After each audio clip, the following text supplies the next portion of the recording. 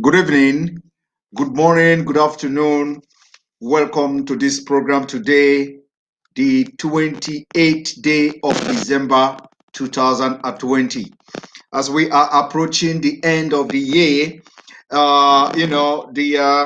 like you all know, the agitation for Biafra is taking a different dimension, and a lot of things are changing, a lot of things are happening, and what we have to be doing is to continue to expose the government of Nigeria, to continue to expose the impunity to the world, to continue to tell the world why we believe that a disintegrated Nigeria is going to solve a lot of problems, including the impending danger of what I call the highest humanitarian crisis in entire human history after the German. What is going to happen in Nigeria if Nigeria continue to remain a country? So this evening, I have come again to take you back to what has transpired in the past, what have changed, if there is any change. There is nothing have changed from what happened between 50 something 1950 something to 1960 and beyond. So a lot of people, the Fulani have succeeded in making people to have short memory, especially the average Nigerian have short memory, very, very short memory.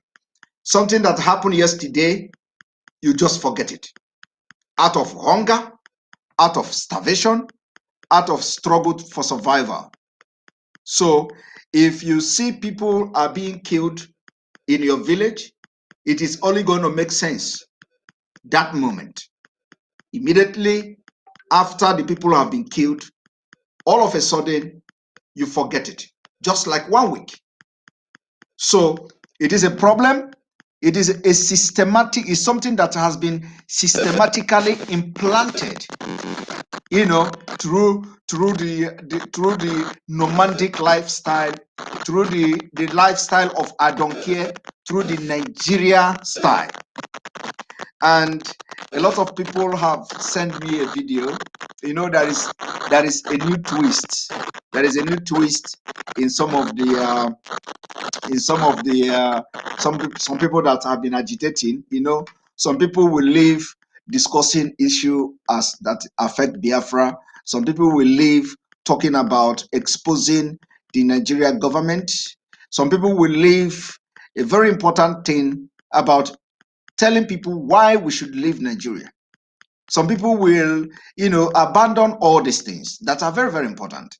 Some people will, instead of fighting the Nigeria government, they choose to fight Mazi NnamdiKanu. They choose to fight Simon Ekpa. They choose to talk down on us. They choose to make us their topic of broadcast. It is quite appalling. And sometimes when people are sending those kind of videos to me, I don't want to talk about it because it is distraction. But anywhere you see people talking against those who are doing everything, sacrificing their life, putting their life on the line to fight for freedom, my brother, the music is coming from somewhere. My brother, something is beating the drum. And when you listen to them, and those who are ignorant, those who are innocently ignorant of what is beating the drum to this kind of people, they will go there with their clean mind, with their church mind, with their obiocha, with their good spirit. And they will be saying, oh, this is exactly the way it is. Instead of us to be promoting the security outfit set up by Mazi NnamdiKanu and IPob, people will not promote that. Instead of us to be posting the account information about where to send €1, $1, $2 to support the people that have volunteered to put their life on the line. No. Some people will come online and bring out their precious time to gossip Simon Ekpa, to gossip Mazi NnamdiKanu, to gossip IPob, to gossip other people, to gossip Biafra struggle, and they enjoy it. And people are so interested when this gossip starts. They will start to, they will start to say, yes, you are hitting the point where you are hitting the nail. I don't know the nail you are hitting, whether you are hitting the nail to cripple the truck that is carrying you in a very bad road, or you are hitting the target to break the walls or the rocks that is going to make the truck to fall. You see, in the journey of life, you have people who give the way. When you see animals moving, there is always the great leader of those animals who will now be, making way for others to follow. You will not understand what the animal leading those other animals are going through. No.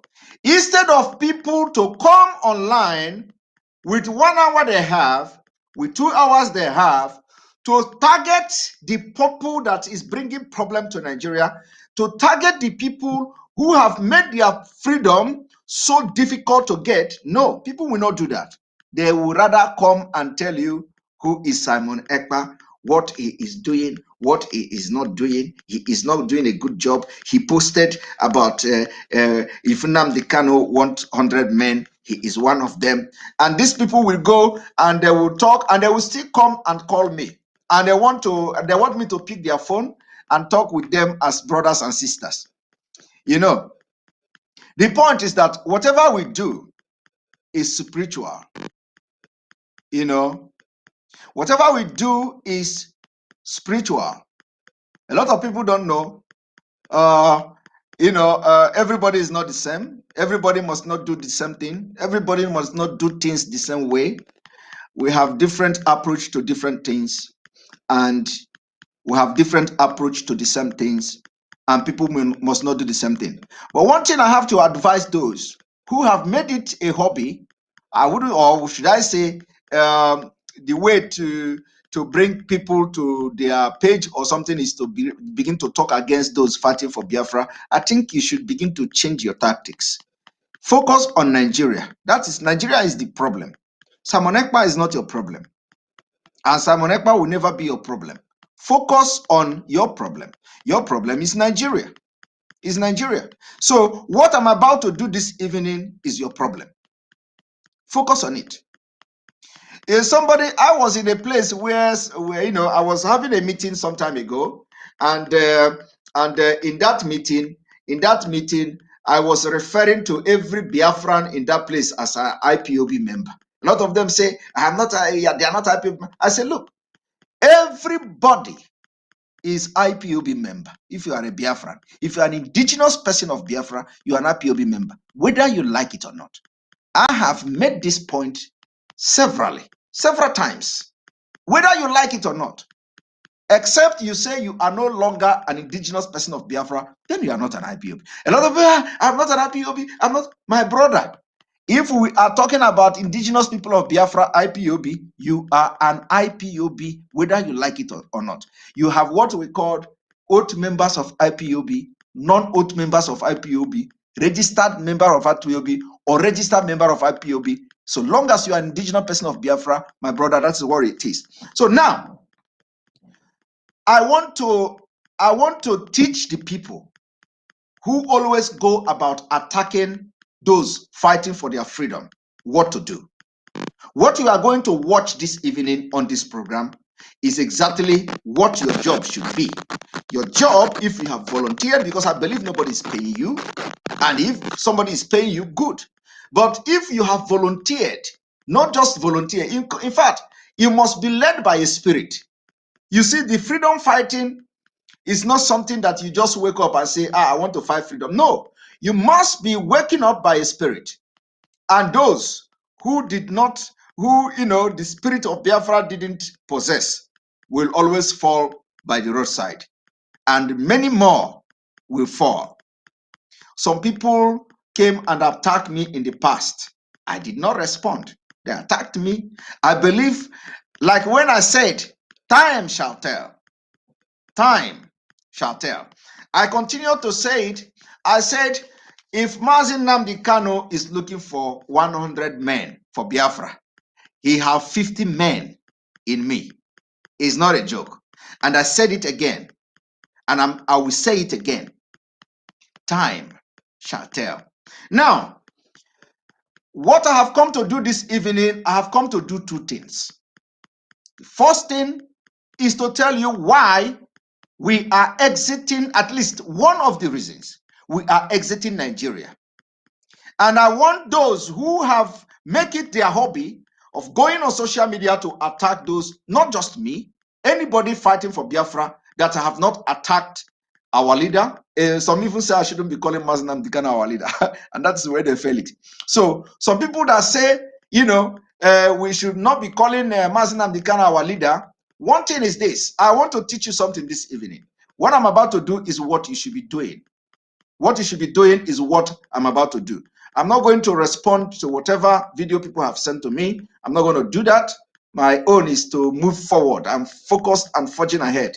I want to teach you what to do. What you should be doing is the video I'm about to play now. Focus on this. Forget side talk. Don't come online to waste people precious time castigating somebody. Whether the person have fall out of IPob, whether the person took oath and betrayed, please, it is time we focus. Stop all this your talk of this one betray and this one don't betray. Everybody knows who have betrayed, and people know, suspect who are going to betray.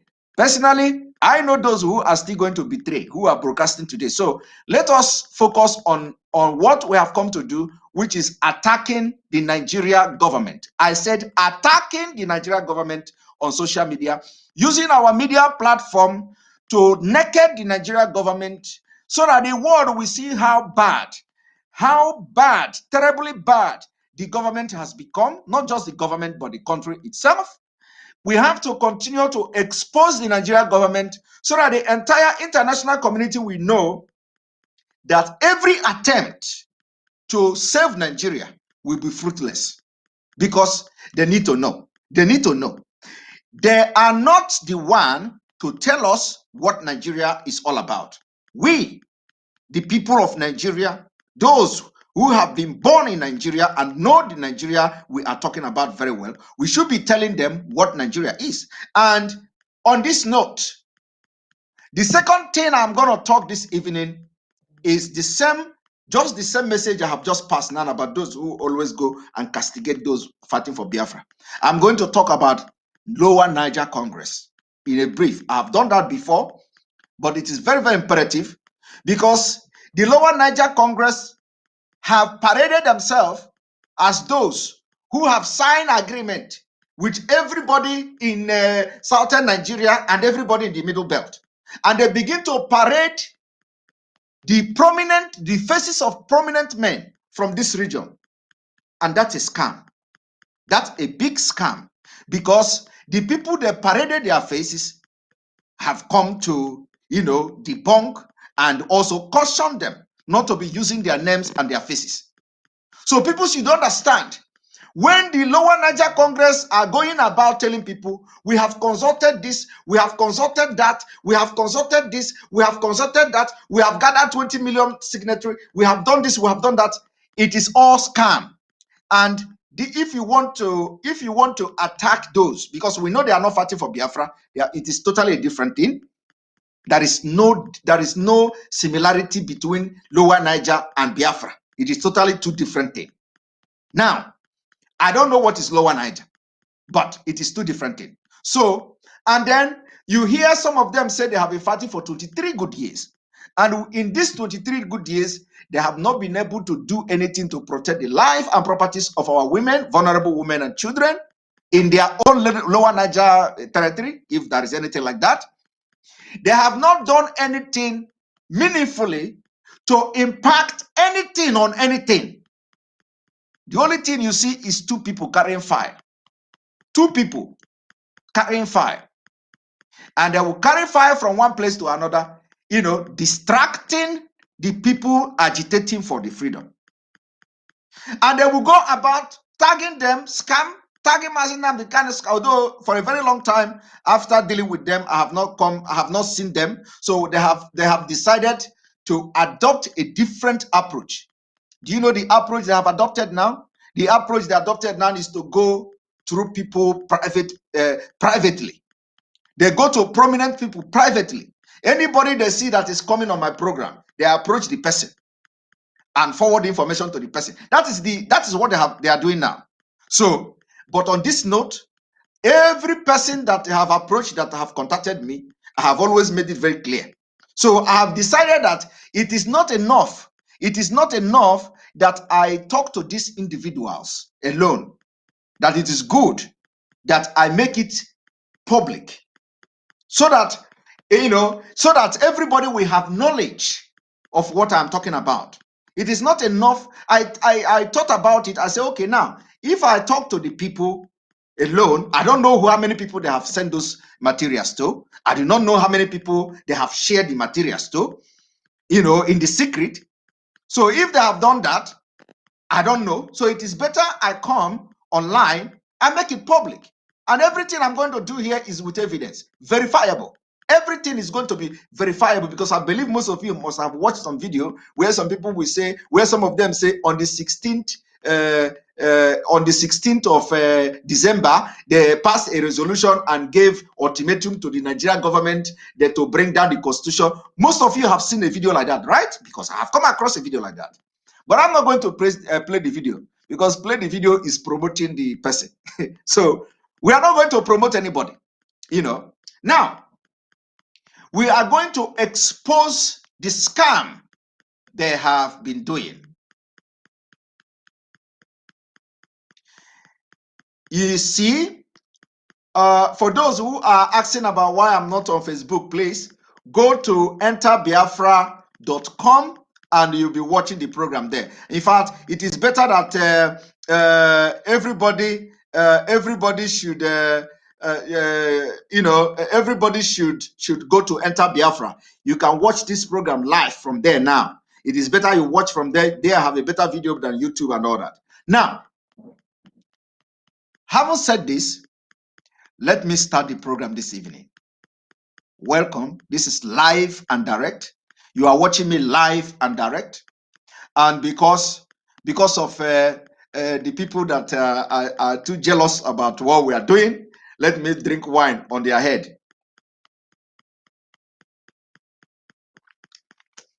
This is Christmas wine, oh please. So I'm not a wine drinker, but let me drink wine on the head of those who are jealous about what we are doing. Now, let us start.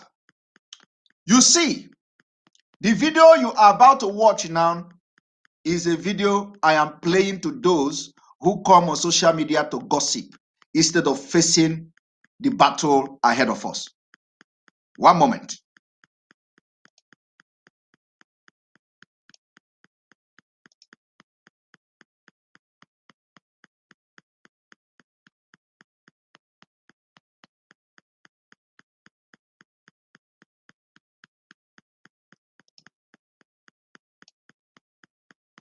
One moment. You know that when I tell you one moment, you know something is about to happen, right?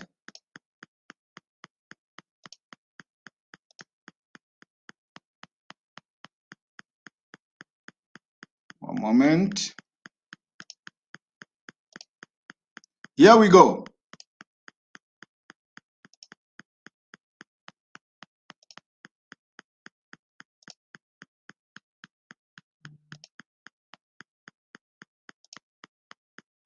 So the video I'm about to play now is the video I want everybody who have been coming online to gossip about Simon Ekpa. I want you to get something from this video and start working on the information and the message you see in this video. Now, here we go. Remember, this was the mid-60s and the big wave of African independence. The Igbos became known as the Jews of Africa and took over the administration of the colonial state.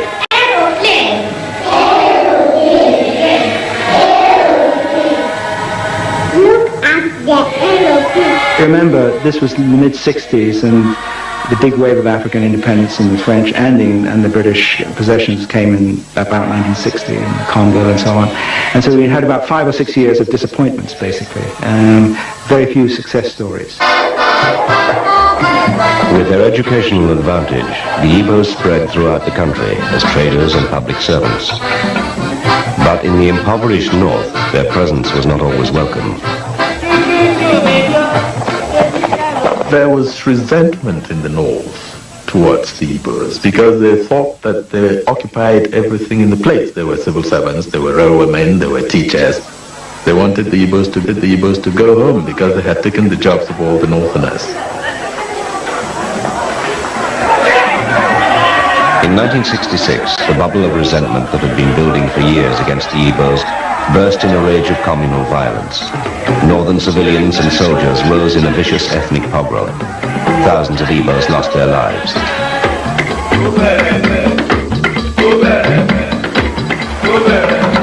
Hundreds of thousands more fled home to the east.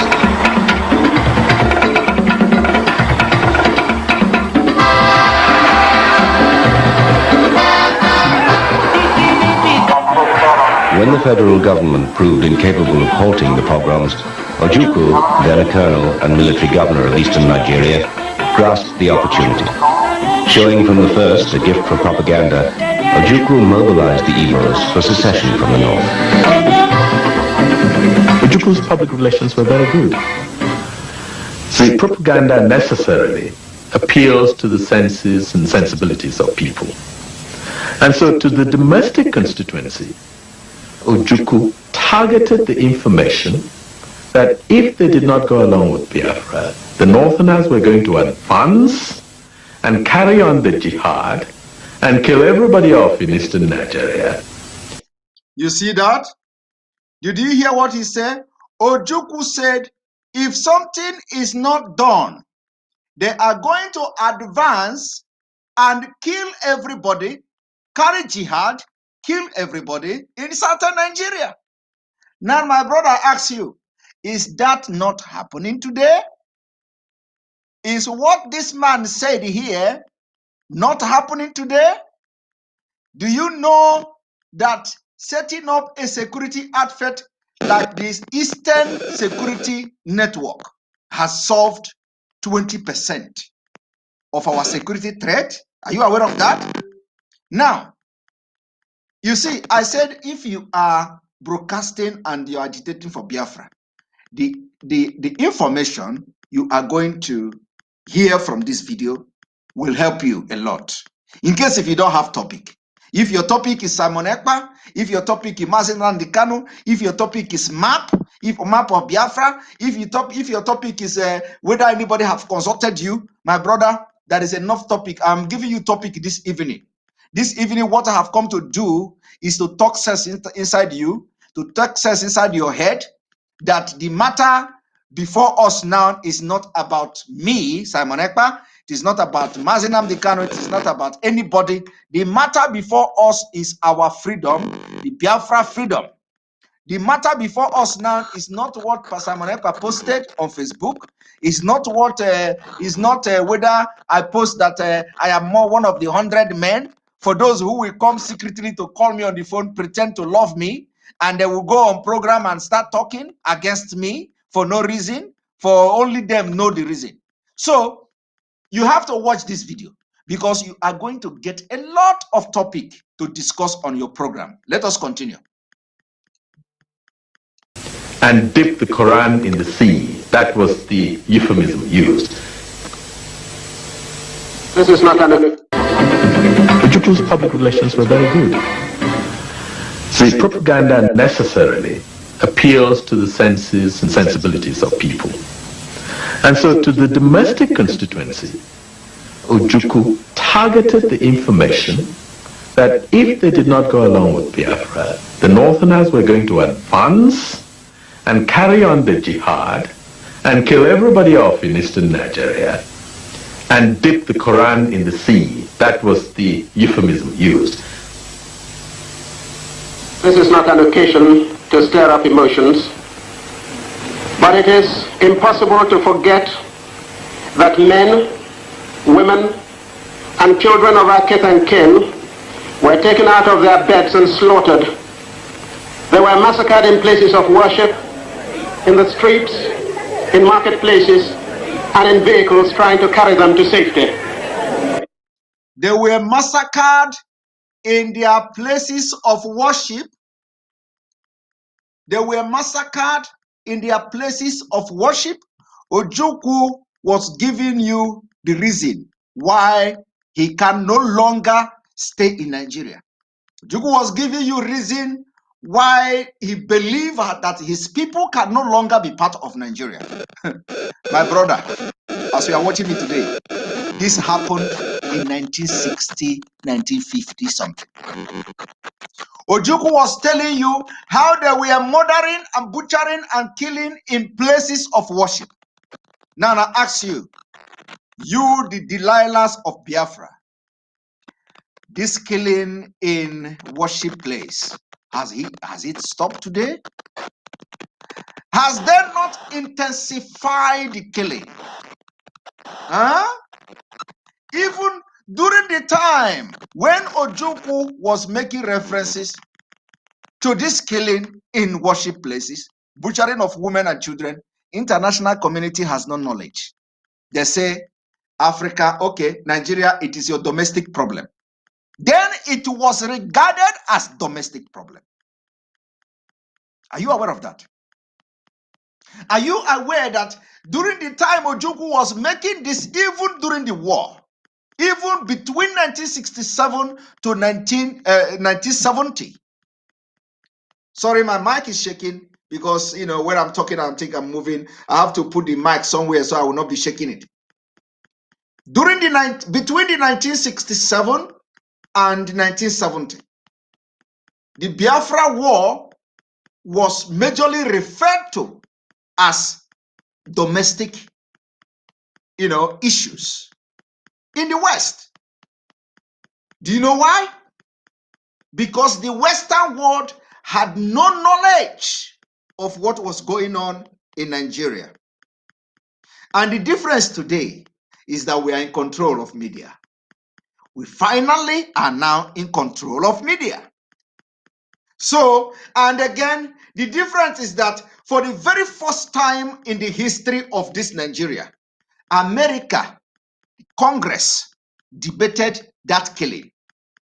You see, that killing Ojukwu was talking about.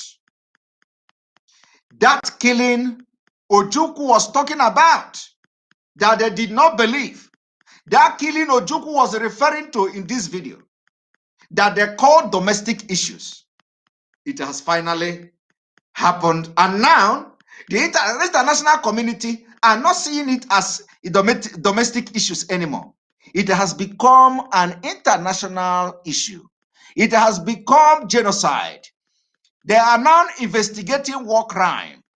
They are now talking about war crime, possible war crime in Nigeria. And we are telling them, we will continue to tell them, this is not just an ordinary war crime. This is a systematic conquest, and they are dipping Quran in the sea. And this is the narrative we have changed.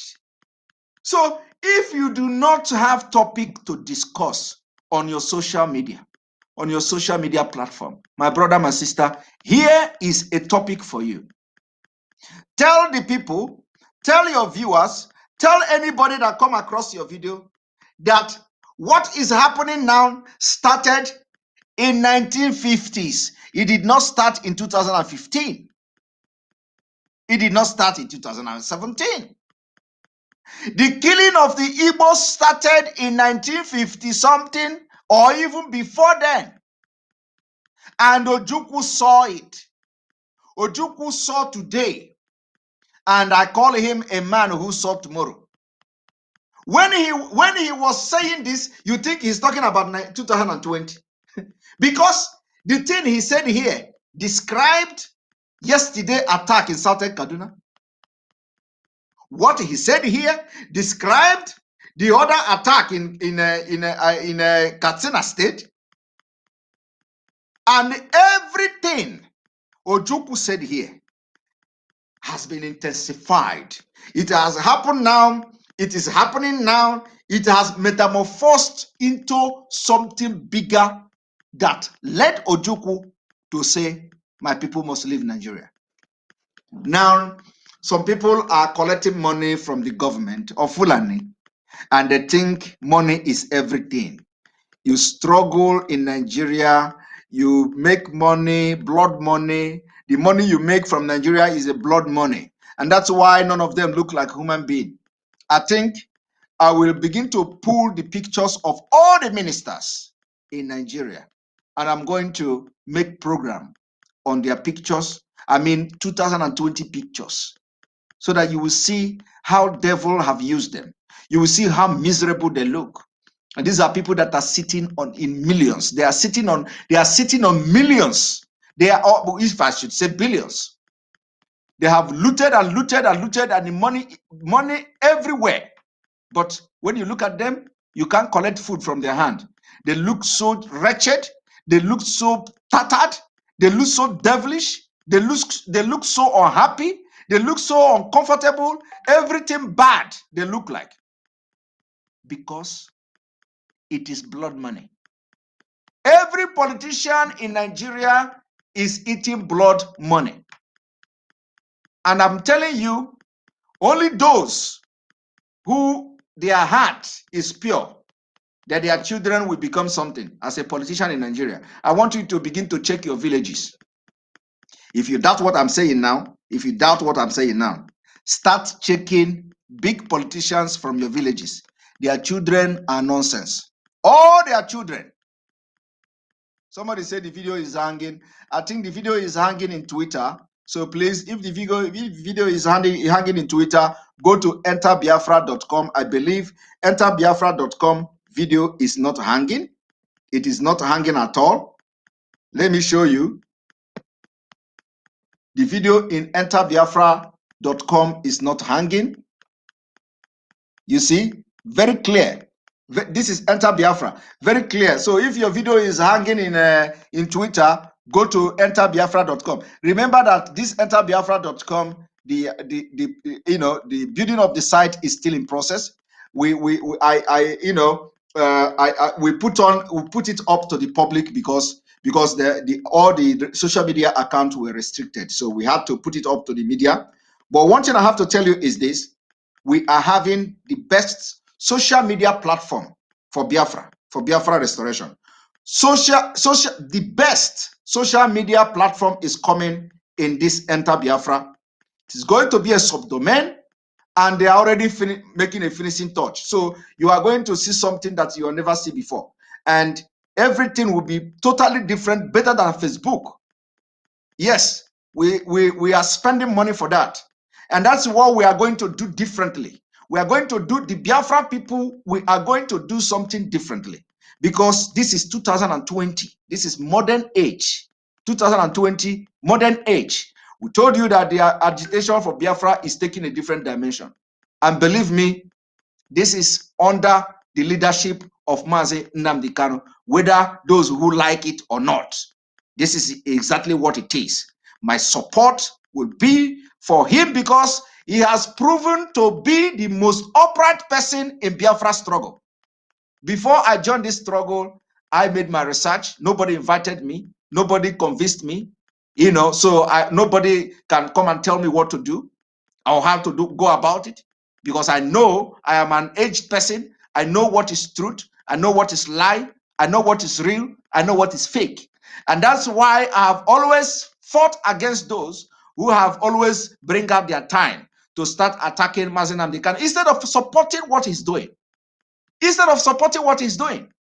Supporting it with everything, with all your might. And those who will go to social media and discuss me, you can go ahead. I have recognized you. I have watched your video. You succeeded me in talking about your video. But anyway, the person knows, the people who, the people know who I'm talking about. But anyway, that is the way it is. So if you know the predicament of Biafra, you will not waste your time. You will not waste your time to talk on pointless issues, on issues that doesn't hold water. Enter Biafra is going to be something that you have not seen. We will have a social media better than Facebook. The videos you are going to be watching there is going to be less data consuming. It's going to be very bright. We are going to have 4K. This the video you are watching there now is not our own video. It is being streamed via another platform. So it is not our own independent video. Our own independent video is like you are going to see everything. And I think I have told the engineer that immediately during this new year we are going to test our own independent video streaming that will have no connection with anything. So we are ready, and we are taking over social media. We are taking over not only social media, we are taking over the media. And the idea here is that we are going to have a page where every disturbing images coming from Nigeria government that they have killed, the people they have murdered, cut their head, chopped them into pieces, we are going to post them as it is on our page. Give it verifiable information, date, place, and all that, so that if anybody wants to come and get information from the page, you can come and get. But one thing is this: before you enter the page that has all these disturbing images, you are going to get a warning. The warning is that you are about to enter a graphic image site. So you are going to go to the image, you see all the images, disturbing images from Nigeria government, sponsored terrorists, from the Nigeria government military, from police, and all these atrocities happening in Nigeria. We have gathered them. They are going to be on the page. We are going to write description, everything that happened, so that you will know how bad the government. When you have all this social media regulation, all this media guide, this community standard and all that, this is purely for freedom fighting. The site is purely for freedom fighting, and it is evidence-based website for Biafra. So anything you want to get, any evidence you want to get, everything on the site is going to be authentic, fact, verifiable. Now, let us continue. People were being massacred all over Nigeria, and to be able to give them better protection in the circumstance available, when within the means available to me, what was done was, once you cross this line, you are home and safe. And Biafra, to a large extent, was in fact that line. I cannot go to Quebec, neither could I go to Pen and bring people back. It was fellow countrymen and women. If ever you can get across this line, my government will do whatever it can to give you succor and protection within these boundaries. What's happening here, in fact, is that Nigeria is beginning to split into some of its constituent parts. How long have you lived in Lagos? 11 years. Nigeria has beginning to split into its constituent parts. That was then in 1960. Nothing has changed. The only thing that have changed is that it has worsened. The situation is now worse than ever. So what you witnessed in 1960 prior to the war and all that is something that it was preamble. We did not know that what was happening between 60, 50 and all that was preamble to what is to come. Today, you have seen it. Not only Igbos that are being killed, not only Biafrans that are being killed. It has metamorphosed to Yoruba, our brothers in Oduduwa. What they did was to make sure they implanted hatred between us and the Yoruba using Awolowo and all that. It happened. It worked. Today, we have changed the narrative. And now they have turned against the Oduduwa people. They are killing them. They are sending the Mayete Allah people to go and kill them. They kill them in the forest, occupy their forest and all that. Oduduwa people set up Amoteco to counter the insecurity being sponsored by the government of Nigeria. Now, do you know we are still the king in the forest? But do you know what?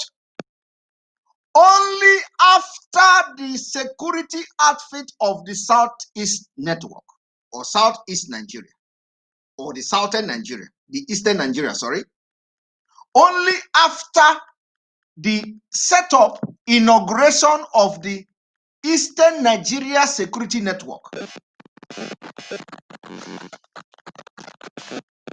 without killing any Nama, without arresting any Nama, without arresting any Fulani, the presidency said they have ordered the Fulanis to vacate the forest. Are you aware of that? They said they have instructed Fulanis to stop roaming in the forest. Do you know that? For the past 5 years, everybody cried. The government didn't fear them. All the Pandef, all the Ohanese, all of them cried. The government did not fear them. The Fulani did not fear them. Governors, everybody, nobody feared them. Immediately, Mazi NnamdiKanu set up security outfit. Oyobana also. Fulani on the run. They say, President, all of a sudden, do you know when they killed last? Do you know when they killed people last? At least for some weeks now, we have not heard of killing, or some months now, we have not heard of killing in Biafra. Do you know when they killed, when they butcher people last? They butchered in Anambra, they butchered in Owerri, in Imo State, they butchered in Aba, in Abia State, they butchered in Ebonyi. Do you know when the last they butchered? Very long time ago. And the butcher will not happen again. All this while the butchering was happening. No, every talk, they did not listen. Ordinary setting of the security outfit. They ordered the Fulanis to leave. But you know what? We don't trust them. This ordering, they order the Fulani to leave the forest is coming with a price. Is coming with a price. Do you know the price? They have ulterior motive. But every ulterior motive they have, we are equal to the tax. Now, let us continue. Why are you going now? I'm going because the situation here is dangerous. How do I continue to stay here? I think I'll lose my life anyway. I felt very much insecure, and I believe most people did. Especially as one saw people killed and heard stories of how others we didn't see were killed and maimed and some buried alive and so on. And especially after a certain stage when General Gowon, who was then in charge of the federal government, gave promises that this would not happen again. And I believe he meant the promises, but he wasn't able to prevent their happening again. I believe that the majority of the Igbo people, in their hearts of hearts, honestly, would rather see Nigeria remain one. But that is, in fact, this particular chap called Ojukwu, and I know his ambition. I've been with him. I've served with him in the army before, and I know him. The same way you know Ojukwu is the same way Ojukwu know you. That was the voice of Gowon. The same way Gowon know Ojukwu is the same way Ojukwu knows Gowon. They were reading minds of each other. Ojukwu was in Biafra telling what Gowon was planning to do, and Gowon also, he can still tell what Ojukwu was trying to do. But do you know the only thing that didn't go right is because there were no social media, and the people in the Western world had no knowledge about what was going on. There is something I have to tell you today. There is difference between politicians, corrupt politicians in the Western world, knowing exactly what was going on in Nigeria, but their own citizens had no knowledge about it. That's why sometimes when we, begin to talk about the British and the British and the British and all that, the populace, the British populace had no knowledge what was going on in Biafra. They had no knowledge because it was the news that the corrupt people from the British government gave to them back in London and the UK, that the populace, the citizens of the British, of the United Kingdom, that's what they know. So nobody was actually, there is no social media, there is no news actually that was telling the British people, the voters, who actually understand that they have power to control the parliament. They gave the parliament the power. They had no knowledge. If they had knowledge of what was going on in Nigeria, if they had knowledge of what their politicians, the atrocities, the politicians they voted was doing in Nigeria, I don't think that would have, I don't think the whole thing would have ended the way it ended. But that is by the way. It could also be that it was God's will that Biafra was not matured then. And now it is the time for God. It is the God's time for Biafra. So that is why a lot of things is happening. The way it is happening. That's why you have somebody like Mazi NnamdiKanu springing up from nowhere. That is why a lot of people will say, who is he? When did Joseph, somebody was telling me the story of Joseph in the Bible. The only difference here is that a lot of us are so reasonable to have come to understand and align ourselves with whatever Mazi NnamdiKanu is doing. Because we know, because we can reason, it can never be bad. It can never be that bad. And it is the same, in the same vein, we are asking everybody. This time, the thing now is not about, you people are chasing shadows. You people are chasing, some people are actually enjoying this struggle. I don't know whether they are enjoying it, because if you are somebody that is focused on a particular task, which is getting Biafra, you shouldn't be looking at all this rat jumping around. No. Go directly to the fire to quench the fire. You don't start to leave your fire and start chasing rat. No.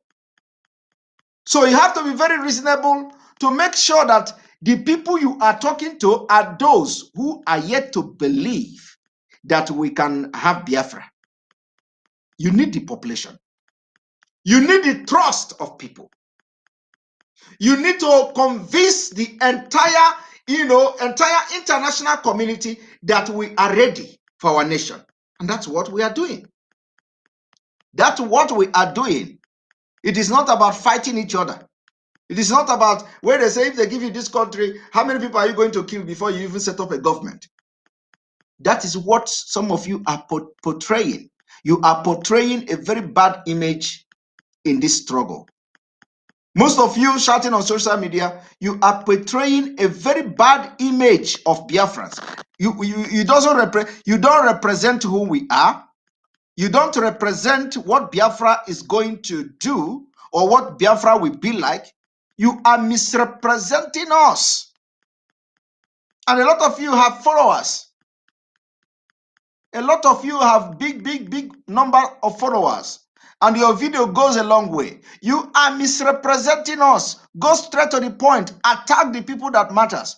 Who are those people that matters? The presidency, the ministers, chief of army staff, chief of staff, governors, those who know who you know that they are bad. Attack them on social media with verifiable evidences, objectively. These are the things you need to do. Expose Nigeria. Focus on exposing Nigeria. Telling the world who are listening to your video why you must get Biafra. Why must you go and your job is to bring 1 hour and start talking about somebody who is fighting for the same Biafra like you?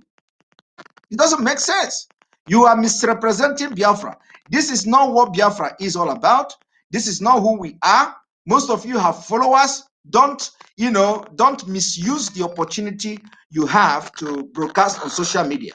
Don't misuse the opportunity. Don't allow the Delilah spirit to enter you. A lot of you are Delilahs. A lot of you are Delilahs. It is just a fact. I don't want to use sabotage. I don't want to use saboteur, but I will call you Delilah. Because the Delilah is that you will do everything to penetrate and get information, get something, get this, get that, and begin to use it against the person. I don't want to say this. I don't want to say this, but I have to say it. Somebody sent me a video.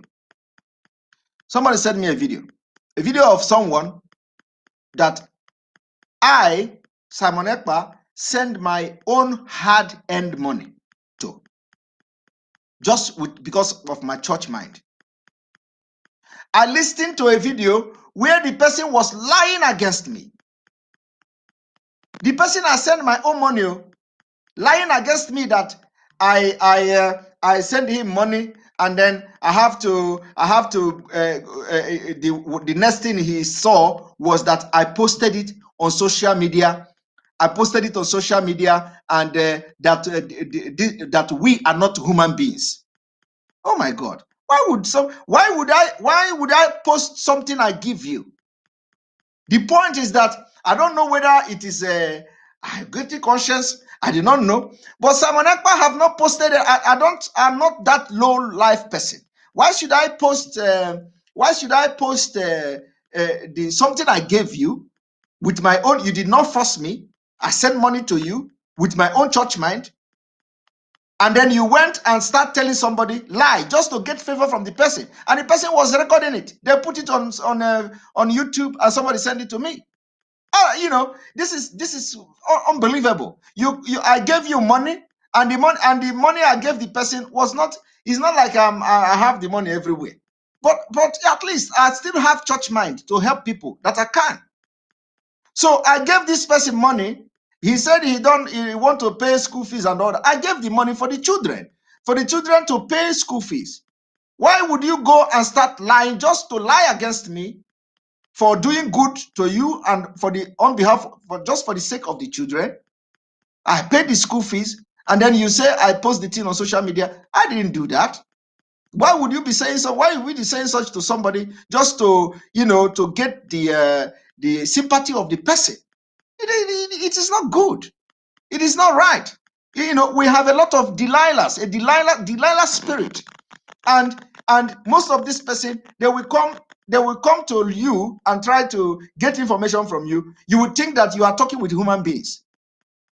Only for if they get small information, they will go and start using it against you. These are the people are called the Delilahs of Biafra. The Delilahs of Biafra. A lot of them are still in IPob. I'm telling you today, a lot of them are still in IPob. Delilahs. And what they get from this kind of attitude, there is nothing they get. They don't get money from it. They don't get paid from it. They are just bad naturally. A lot of people will think that, oh, this person have collected money. These people have collected money. Most of them don't collect no kobo. They collected nothing. No, believe me, I know what I'm saying. They collected no money from anybody. The only thing they enjoy is just being wicked. Wickedness. One of my friends used to say, in Finland, one of my friends used to say, Onye the bad. Osmo, I hope you are watching me. He used to say, Onye the bad. Means anybody that is bad is bad. No matter what you do, no matter the kind of agreement you go into with somebody who is bad, that person is going to be bad, whether you like it or not. But I hope this my brother is listening to me. I have never posted that I gave you money on social media, and that was a lie. That was a lie against me, and you didn't know that the person was recording it. You told the person, mention my name. You told the person, you came to me, I promised to do this, I promised. Yes, I promised to do it. I promised to even pay your house rent. And I gave the money I gave you was never for house rent. The money I gave you was because you said your children need to pay school fees. I gave you the first money to pay the school fees, which you paid. I don't know whether you pay or not. And then I promised you the house rent. You know, before the corona pandemic started, then you started abusing Mazi NnamdiKanu. I withdraw myself. You started attacking IPob, you started attacking the struggle. I withdraw myself. So where did I go wrong? And then what you do is to go and start talking against me for even giving you my own money that I struggle to get. It is not right. Don't do that. It is not right. Why I'm saying this thing, why I mentioned this thing today is because it is already in public. Because somebody sent me the video and I watch it. It is in YouTube.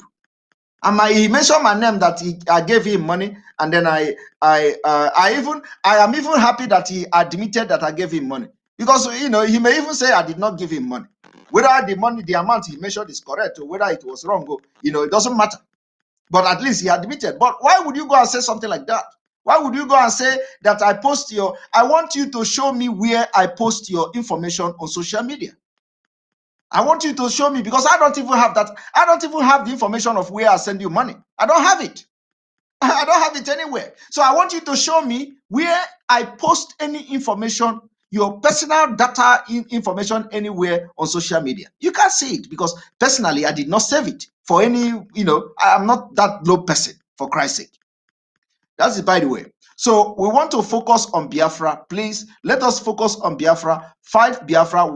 Our problem is not those who are agitating and shouting on social media. Our problem are the Nigerian government. Let us focus all our guns, all our arrows, everything, all our tongue, our mouth, our voice, everything channeled to Nigerian government and bringing the government down. Remember, this is a fight for freedom.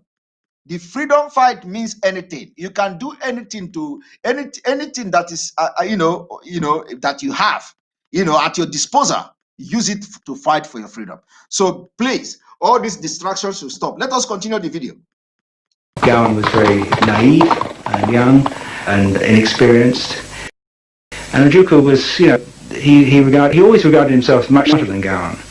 Better educated, he'd been to Oxford and that sort of thing, and that he'd been a governor for a short period in the East, and that he was the better man. The Nigerian government practically castrated Eastern Nigerian authorities, and it was a question of what do you do in the circumstance. We decided to hold on to what we had at that time. It was like cutting your losses. In May 1967, Ojukwu finally took his people out of Nigeria. Biafra was proclaimed. The Nigerian government uncompromisingly opposed Ojukwu's rebellion. With their military superiority guaranteed, their position was simple. Biafra was a part of Nigeria and would remain so. Ojukwu's army prepared for war with only a handful of real guns.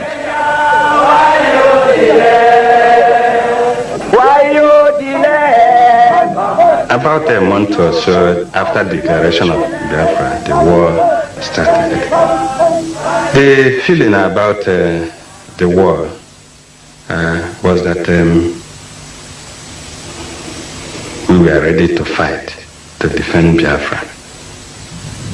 And every person, especially the young men, myself being included, we are eager to fight for Biafra and die for Biafra.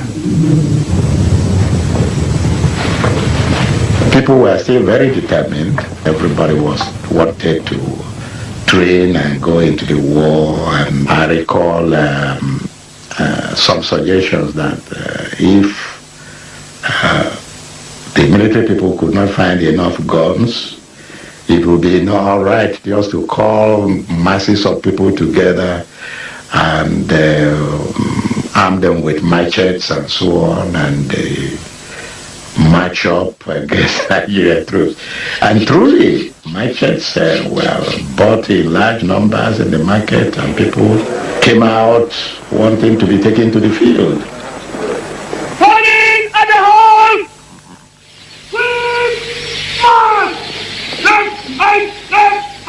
Biafra didn't have the weapons to fight a war, but that was not what Ojukwu told the world. If civil war comes, and I do think it is imminent, our people have for a long time been prepared for this eventuality. and I am confident of their readiness. I think that when it does come, the people on the other side would be surprised as to what they're going to get. You see, one thing people don't know is that, you know, when Ojukwu was making this comment, Ojukwu was not actually wrong. Ojukwu said that when this war starts, the people at the other side are going to be surprised at what they are going to get. And would you say that, you know, how the war, of course, the war ended in a very bad way. Nobody likes it. That's why we are shouting today.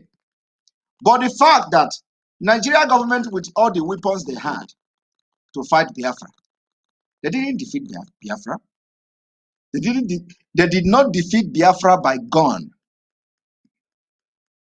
They did not defeat Biafra by bullet.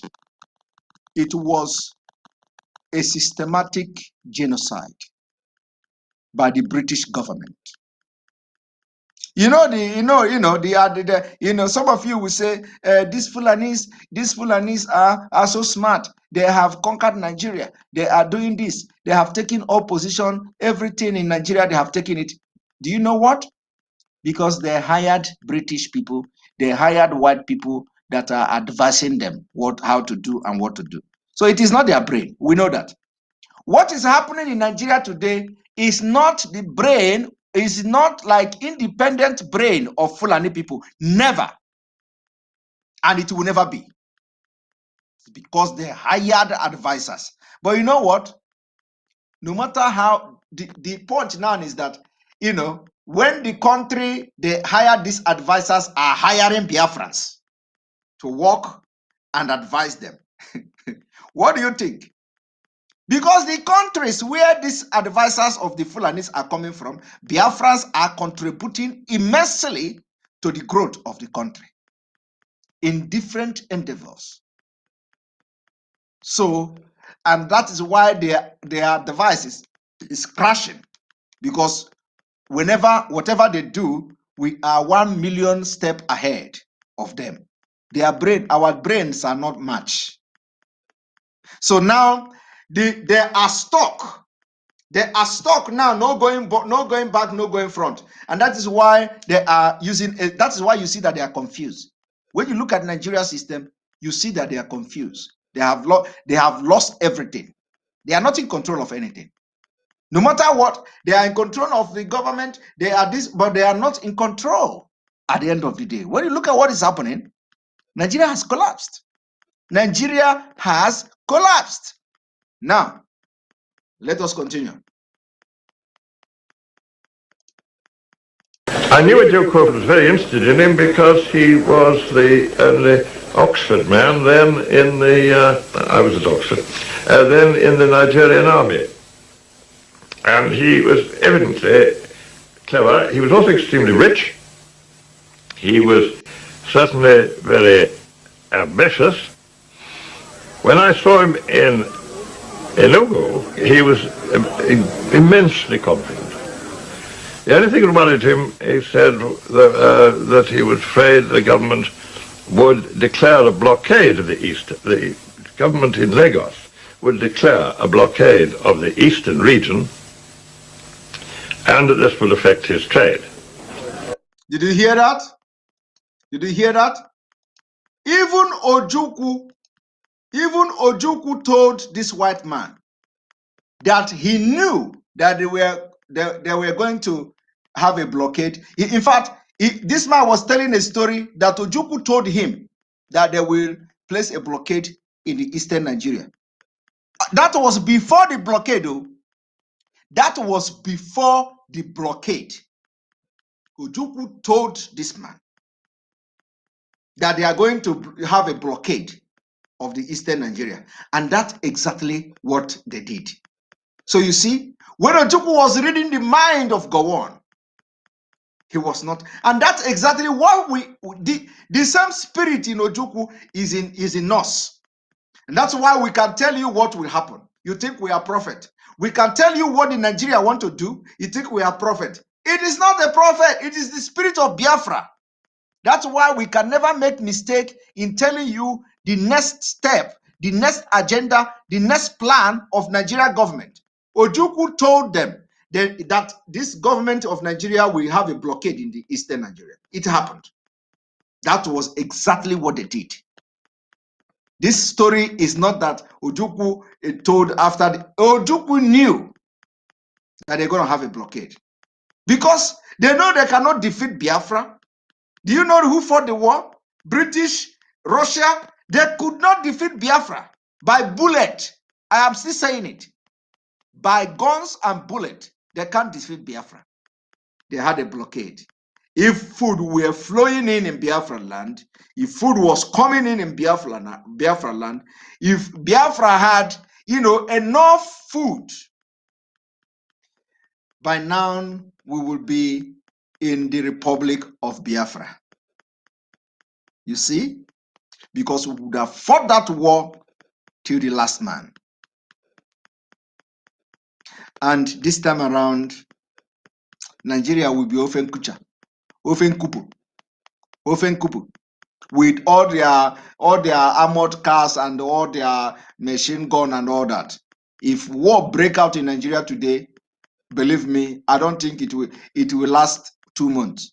The only thing is that it's gonna be guerrilla war. They're gonna turn into guerrilla and they start coming out one after 2 weeks and bomb workplace and all that, because it is going to be totally a very, very different thing entirely.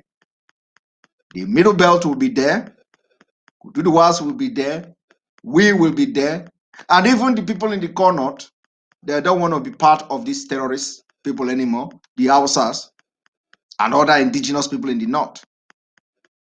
Now, let me tell you again that the killings Ojukwu referred to in this video happened 50s, 60s, and all that before the war. Today, it has worsened. The situation is worse.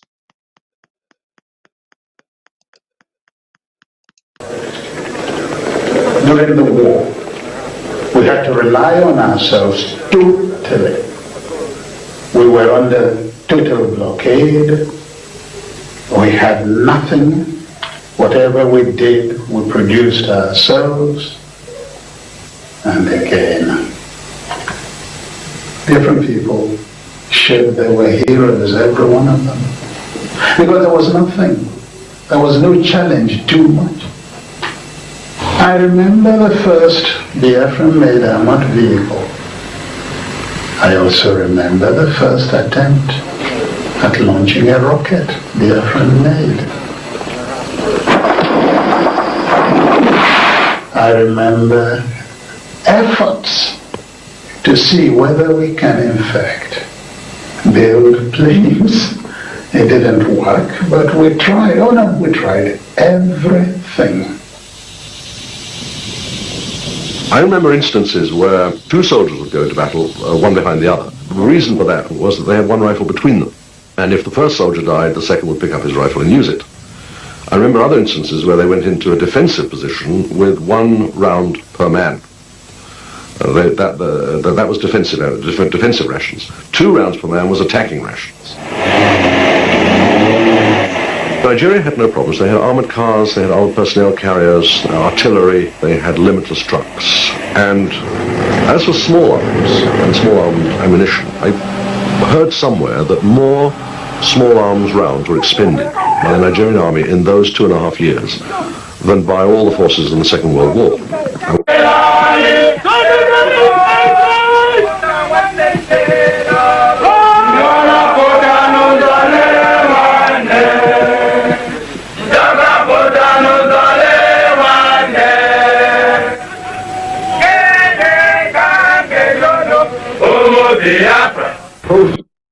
Now, having watched this, as you can see, I believe that now most of you have topic now to talk about for the next 1 week, that the killings, the massacre of Igbos led Ojukwu to try to leave the union, which was forcefully joined in 1914 by Lord Lugard.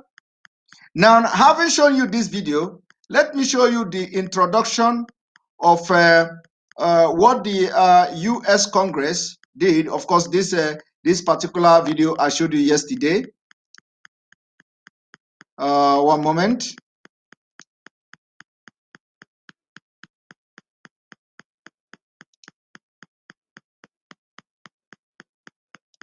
Today's hearing, I would like to thank, first of all, at the outset, our witnesses for sharing their expertise and views. What I believe is a very, very important and timely hearing following a week in which the U.S. state designated Nigeria a country of particular concern, or CPC country, and also when the chief prosecutor for the International Criminal Court, Fatu Bensouda, announced that a well-founded basis exists for investigating Nigeria for crimes against humanity and war crimes, including investigating both terror organizations such as Boko Haram and the Nigerian security forces. I would note that the focus that the Lantos Commission has had over the years, with numerous hearings and briefings on Nigeria, and that I have had as chairman of the House Foreign Affairs Subcommittee on Africa, Global Health, Global Human Rights. I now serve as its ranking member and co-chairman of this commission. We have focused on Nigeria for a very, very long time. And many of us have traveled there, met with survivors of the Chibok girls' abduction, some family members as well as some of the young women, and have pressed the case of human rights, especially as it relates to terror organizations, for many years. And there's been both sides of the aisle have been very focused on this, as it ought to be, and the executive branch. The United States and the international community, I believe, must do more to mitigate the violence, because above all, the dire situation on the ground warrants it. The killings, the kidnappings, and sexual abuse is absolutely unconscionable. We should do more because the people of Nigeria deserve to live in peace and freedom, with their fundamental human rights guaranteed and protected, and because Nigeria is the largest country in Africa, and what happens there. Now, what Ojukwu said 60 years ago, is what a American congressman is saying now in 2020. And then in 2020, it has now, metamorphosed into something else, where you have 7 terrorist organizations from the northern Nigeria. And the threat now is not about the Igbos. When you look at them now, they are mentioning Middle Belt. Middle Belt, Middle Belt, Middle Belt, Middle Belt. And we are now telling them, in 20 years' time, if Nigeria is still a country, the threat is no longer Middle Belt, it is America. By that time, the terrorists would have taken over the entire oil wells in the southern Nigeria, and they will begin to sponsor terrorist attack in America. That is the target. That is what they call the safe haven. So, of course, that will not come because Nigeria is already down. But we are just reminding them. For those who think that what is going on in Nigeria is economic fight or for economic control or whatever, it is not.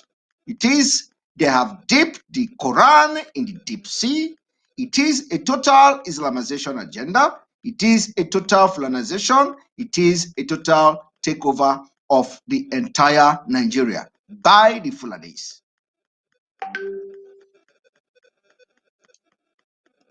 Has an outsized impact on West Africa and in Africa as a whole. Nigeria is so large, its population is forecast by some to reach over 400 million by 2050, overtaking the United States as the world's 3rd most populous country. And its economic and political leadership in sub-Saharan Africa is so impactful that we simply cannot ignore it. A stable and prosperous Nigeria contributes to stable and prosperous neighbors. Conversely, an unstable Nigeria, racked by poverty and violence, does not contribute to the well-being of its neighbors, but rather can lead to their destabilization in turn. I chaired a hearing on Nigeria almost 2 years ago, to this day, noting that Nigeria was at a crossroads at that time. Today we see escalating violence along ethnic and religious lines, exacerbated by economic, social, and political tensions. It is getting worse. Among the 7 Nigerian hearings that I previously chaired. Did you hear that? it is getting worse. What did I just say? What did I just say on this program? It is getting worse. Did you hear that? And the point is that they have now admitted, and they are reading it, it is getting worse, and there is only one solution: the disintegration of Nigeria. Remember, when the apartheid regime of South Africa, when they wanted to end the apartheid regime, this is exactly how they debated it. This is exactly how it started. So the end of Nigeria have just started. For those who do not believe, those who do not believe in Mazi NnamdiKanu before, those who think everything is magic, immediately after launching of Eastern Security Network, all of you are looking for how to contribute, but you didn't believe it before. That is the same way you will not believe Biafra. A lot of you are saying, this Biafra, how is it going to be possible? That is how you will not believe.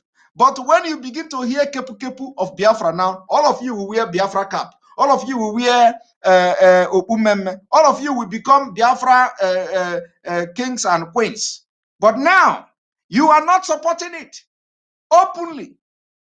When you hear Biafra, you say, okay, your one leg is there, or your another leg is there. Do you think we don't want to eat nkwobi in the joint in Nigeria?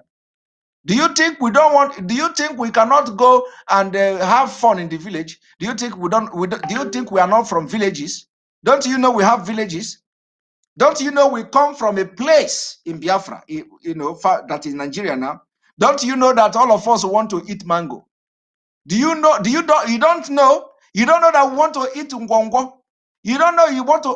We also want to eat pepper soup. We eat all those things here. But what we want to eat, that one you eat in Nigeria. We want to eat it in Biafra. All of you will carry bag. Most of you are watching me from Nigeria now. You carry bag. You go and enjoy yourself under no security.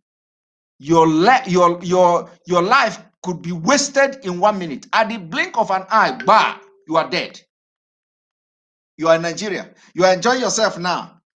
And then when, because you go there and you carry women, all of you are enjoying, you carry women there, or, most of you are just like that. You go to Nigeria, everything is there for you. There is no law, there is no regulation, there is no rule. It is a heaven. You are enjoying everything. You drink palm wine, you drink ogogoro, you drink the one that is coming from the ground, and you drink everything. You are enjoying. Every morning you wake up with your big stomach, you put your singlet on this side. You do like this, you call people, bring water, bring this one. You think we don't want to enjoy that? But you know what? We put our life on the line. We put our life on the line. And we say, you see all these things you are enjoying, we are not interested in enjoying it. We want to get freedom for you. And you don't want to believe it until you see NnamdiKanu launching security to protect you where you are going to eat that nkwobi. To protect the woman that is going to cook the nkwobi for you. This security outfit now, we are shouting now, bring your money and support it. You will go and eat nkwobi. That woman that is cooking that nkwobi in your joint, in your village, she goes to the farm. Her life is not secured. You say, you go to Nigeria and you go to your village and come back. Mama, boy, the village is sweet. The village life, this Nigeria is sweet. Only that the government is bad, only that. But you don't know that people are killing the women that are making those pepper soup for you. What if you go next year, God forbid, and most of the people that cook nkwobi for you, the Fulani have finished them? Of course, you are enjoying yourself. All of you will be shouting, Biafra, Biafra. You carry your bag and go to Nigeria. Meanwhile, some of us, we know, cannot go because you have terrorist government waiting at the airport that are ready to kill anybody that, say you want freedom. But during the time the Nigeria government was fighting for freedom from British government, they traveled to London.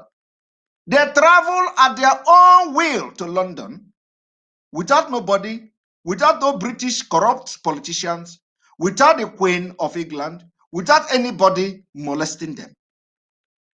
We even had Awolowo making a speech in 1958 in the Constitutional Conference. We want a constitution that everybody will be equal. We want that the independence be on May or something 1960. He was given date. Nobody arrested him. Nobody shot him. Irrespective of the fact that British have power then. And during that time, you have not all this international regulation, international law, international treaties, human right this, human right that. You don't have it then.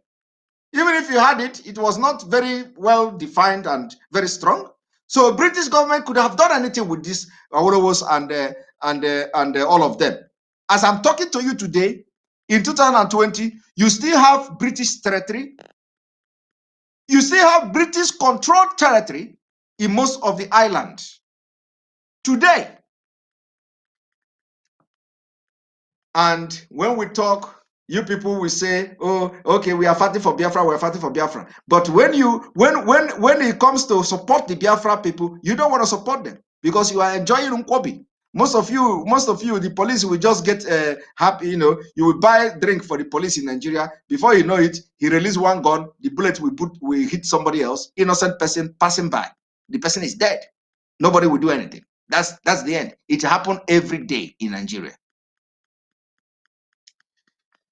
Now you have just listened to that, right? You don't know what to talk about. If you do not know what to talk about in this struggle, I am giving you another thing to talk about. You do not know what to talk about in this struggle, I am giving you another thing to talk about. Were a series of hearings that with respect to the designation of Boko Haram as a foreign terrorist organization, or FTO, along with the bipartisan bill which I introduced, H.R. 3209, that would have called for that designation. While it may sound surprising to some today, for the historical record, it must be stated that the designation of Boko Haram as a foreign terrorist organization was strenuously opposed by the State Department at that time, then led by Secretary of State Hillary Clinton and Assistant Secretary for Africa Johnny Carson. At one of my hearings in 2012, July 10th to be exact, I asked the Secretary why the Obama administration refused to designate Boko Haram as an FTO, foreign terrorist organization, and he said, quote, "It's an important question. We have indeed designated 3 individuals who we think are in top leadership positions to that list, but we have not designated the entire organization because we do not believe that Boko Haram is a homogeneous organization. We believe that the larger element of Boko Haram is not interested in doing anything but attempting to disgrace the Nigerian government." The refusal to designate Boko Haram an FTO went on for about 3 years. This, however, changed when John Kerry became Secretary of State and Linda Thomas Greenfield became Assistant Secretary for Africa. In fact, it was at a November 2013 hearing that I chaired that Linda Thomas Greenfield publicly announced that Boko Haram would be designated a foreign terrorist organization. It was right before we were going to mark up the bill. So today, thankfully, there is a widespread recognition that Boko Haram, along with its breakaway and perhaps now more powerful faction, the Islamic State West Africa, is clearly a terror threat. But today's hearing will address a related but not as clearly understood phenomenon, which is the violence, mass killings, and atrocities in the middle belt of Nigeria that is a correlate to the violence perpetrated by Boko Haram and others. These acts of horrific violence, which we will hear testimony about, are committed in large part by Fulani militants. And I want to underscore that it's important that we do name those responsible for the violence, that its ethno-religious component, because there has been a lot of moral equivocation on this point, including by the State Department. Yet the situation has some degree of... Did you hear him calling Fulani militant? Did you hear him calling Fulani militant? Did you hear him calling Fulani militant?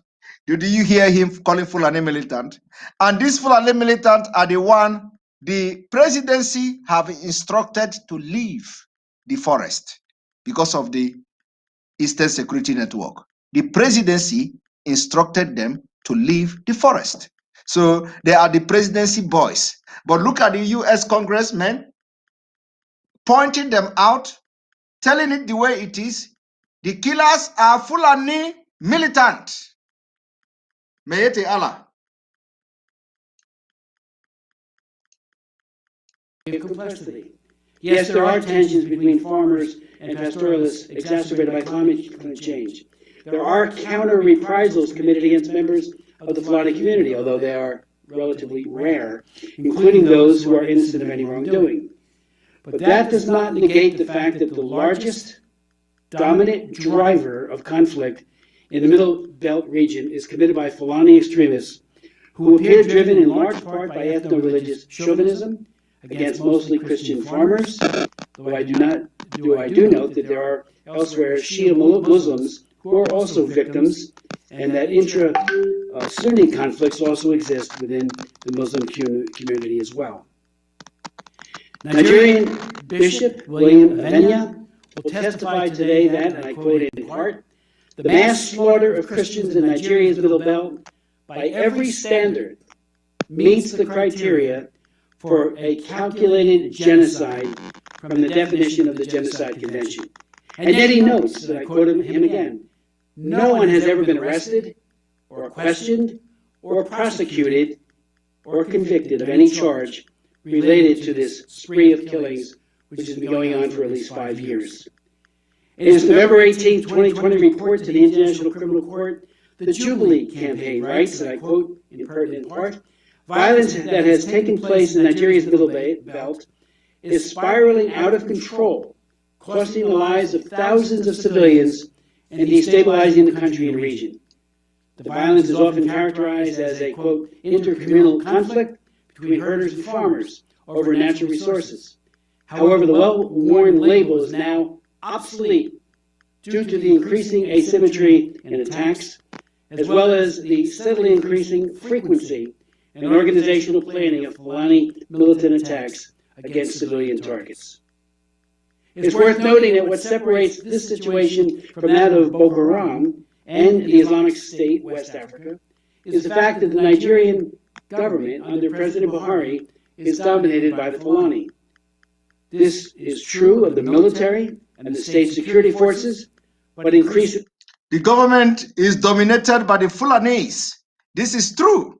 Other institutions of power as well, including the Supreme Court of Nigeria, where Buhari engineered the ouster of Chief Justice Walter Onengen. We have also seen the sidelining of members of the Fulani community who have demonstrated a commitment to peace, including the ouster of the Emir of Kanu in March of this year, at a time when the COVID epidemic was becoming the focus of our attention and all eyes were off. So now, if you don't know what to talk about, on social media, I've given you a topic. Now, the next video, which is going to be the last video I will play today, is something else, also to give you a topic. For those who don't know the topic they want to talk about, other than talking rubbish and something that doesn't add up with the struggle. So here is another topic for you. How old are you? I'm 10 years. 10 years old. Here is another topic for you. Army. How old are you? I'm 10 years. 10 years old. You know why Biafra is fighting? Biafra is fighting for survival. Is it going to win? Yes.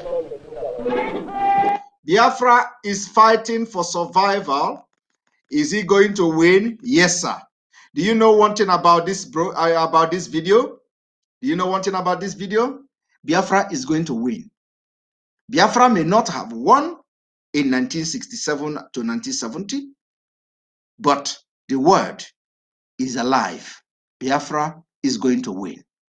And this generation of Biafra will win that battle. That I can assure you. That I can assure you.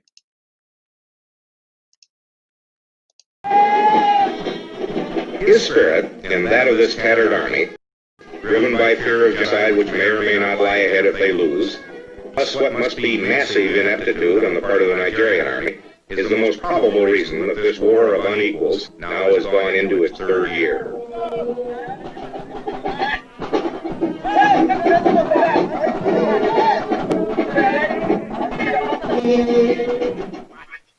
Nigeria before the war had an army of just 6,000, and they were professionals, their officers trained by the British. They served with distinction as part of the UN force in the Congo. But then Biafra declared its secession, and all of the Igbo officers and men, some of the best, left to become the nucleus of Biafra's army.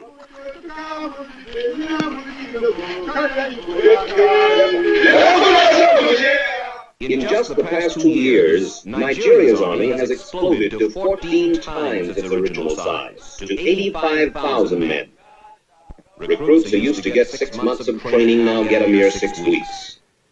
They are volunteers, most of them illiterate, just out of the bush, with little sense of nationhood.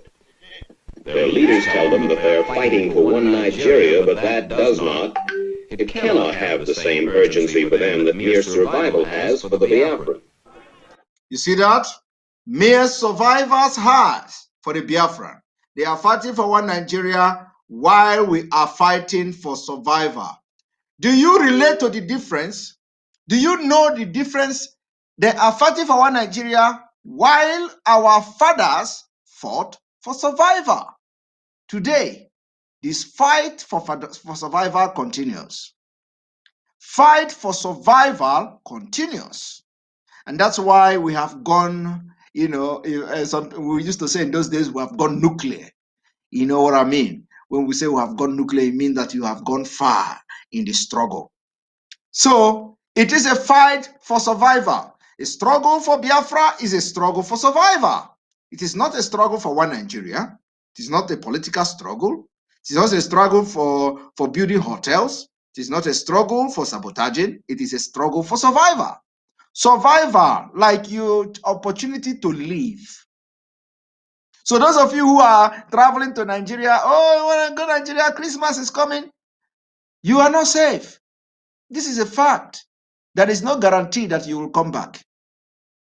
I'm not wishing anybody back bad, but this is a fact. A lot of people every blessed year go to Nigeria, they never come back.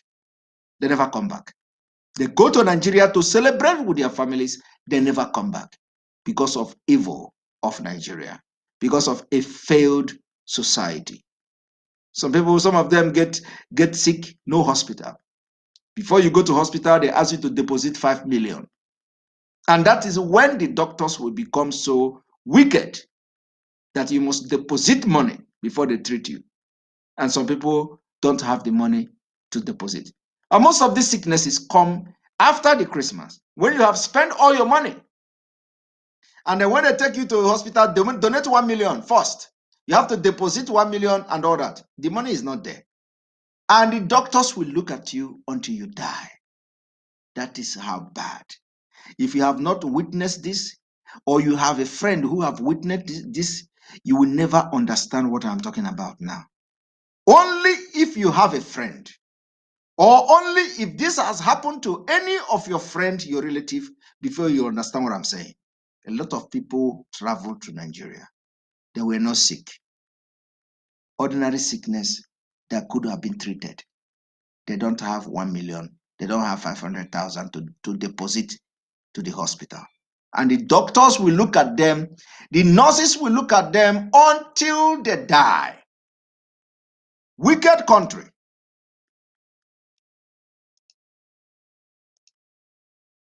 A Nigerian soldier may volunteer because he needs a job, or because army life appeals to him as the good life. Besides his uniform and the prestige that goes with it, he gets a comfortable ration of beer and cigarettes. You see, I want you to pay attention to what this man said. The Nigerian soldiers are coming to join the soldier because, or the army because they need a job. They need a job. In Biafra, it is volunteer. In Biafra, it is volunteer. And that is why our security outfit will be the most, however you want to name it, whether the most dangerous, in the good, in the positive, it will be the most loyal military or loyal security outfit you can think of, because everything is coming from the heart, passion for freedom.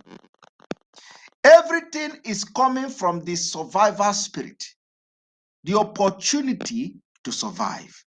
Opportunity, if your children cannot protect themselves, you have given your life to protect your siblings by joining the Eastern Security Network. Volunteer. Not like where you go and they give you cigarette, you join the army. Or they promise you to pay you 50,000, you join the army. Everything is volunteer. What I'm doing now is volunteer. Voluntarily. I don't need to get paid to fight and give service to my people. I don't need to get paid. This is struggle for freedom. I don't need to get paid to do it. I don't need somebody to entice me with position before I can fight for my people. I am not interested in any position to fight for Biafra. I am not interested in anything, anybody to entice me, because then it is not real. It is not real. And that's why you see a lot of stories flying left and right in social media. A lot of stories that doesn't add up. A lot of stories, because most of these people are not volunteers. They came into the struggle of Biafra looking for something to gain. Looking for something to gain. Some of them joined the Biafra struggle to get documents. Some of them joined, and when they get the document, they forget Biafra. Some of them joined Biafra struggle for one reason or the other. They are not somebody like me. The only reason I want to join Biafra is because I want freedom, the struggle for survival of people back home. The struggle for survival that I want to write my name in a history book. I want to leave a legacy. I want to be part of those who liberated Biafra people. I am not interested in any position. I'm not interested in anybody enticing me with anything. I want to serve Biafra with all my heart, and I will do it till Biafra come and beyond. But anybody that have something attached to his mind, believe me, once he get it, is comfortable, he think that the problem is solved. He don't know that life, every day of life is struggle. Once you get what you want through Biafra struggle, you think it has ended. Now I want to tell you one thing. Use other people like somebody like our brother Wazirike, for example. He has everything. I believe he will never have peace. For what is happening, he will never have peace. There is nothing to that is. I don't see any reason why Wazirike cannot, make peace, swallow his pride, everything he has done, swallow that pride, and understand that NnamdiKanu has come and that he's getting something right. I don't know what it is going to take away from him to do that. But you know what? He think he is comfortable in Nigeria. He has buildings, he has hotels, he has I even heard he has security men, he has people who come and do like this, yes sir, every morning and all that, thinking that he has arrived. When you look at him, you see a man that is dead and walking, because that is not a life. I don't want to talk about him, but there is no way you are going to be addressing Biafra issue without mentioning people that matters one time or the other, or people that have done something remarkably in this struggle in the past. As Biafra is today, the story and the history of Biafra can never be complete without mentioning Wazirike, whether in the good or in the negative.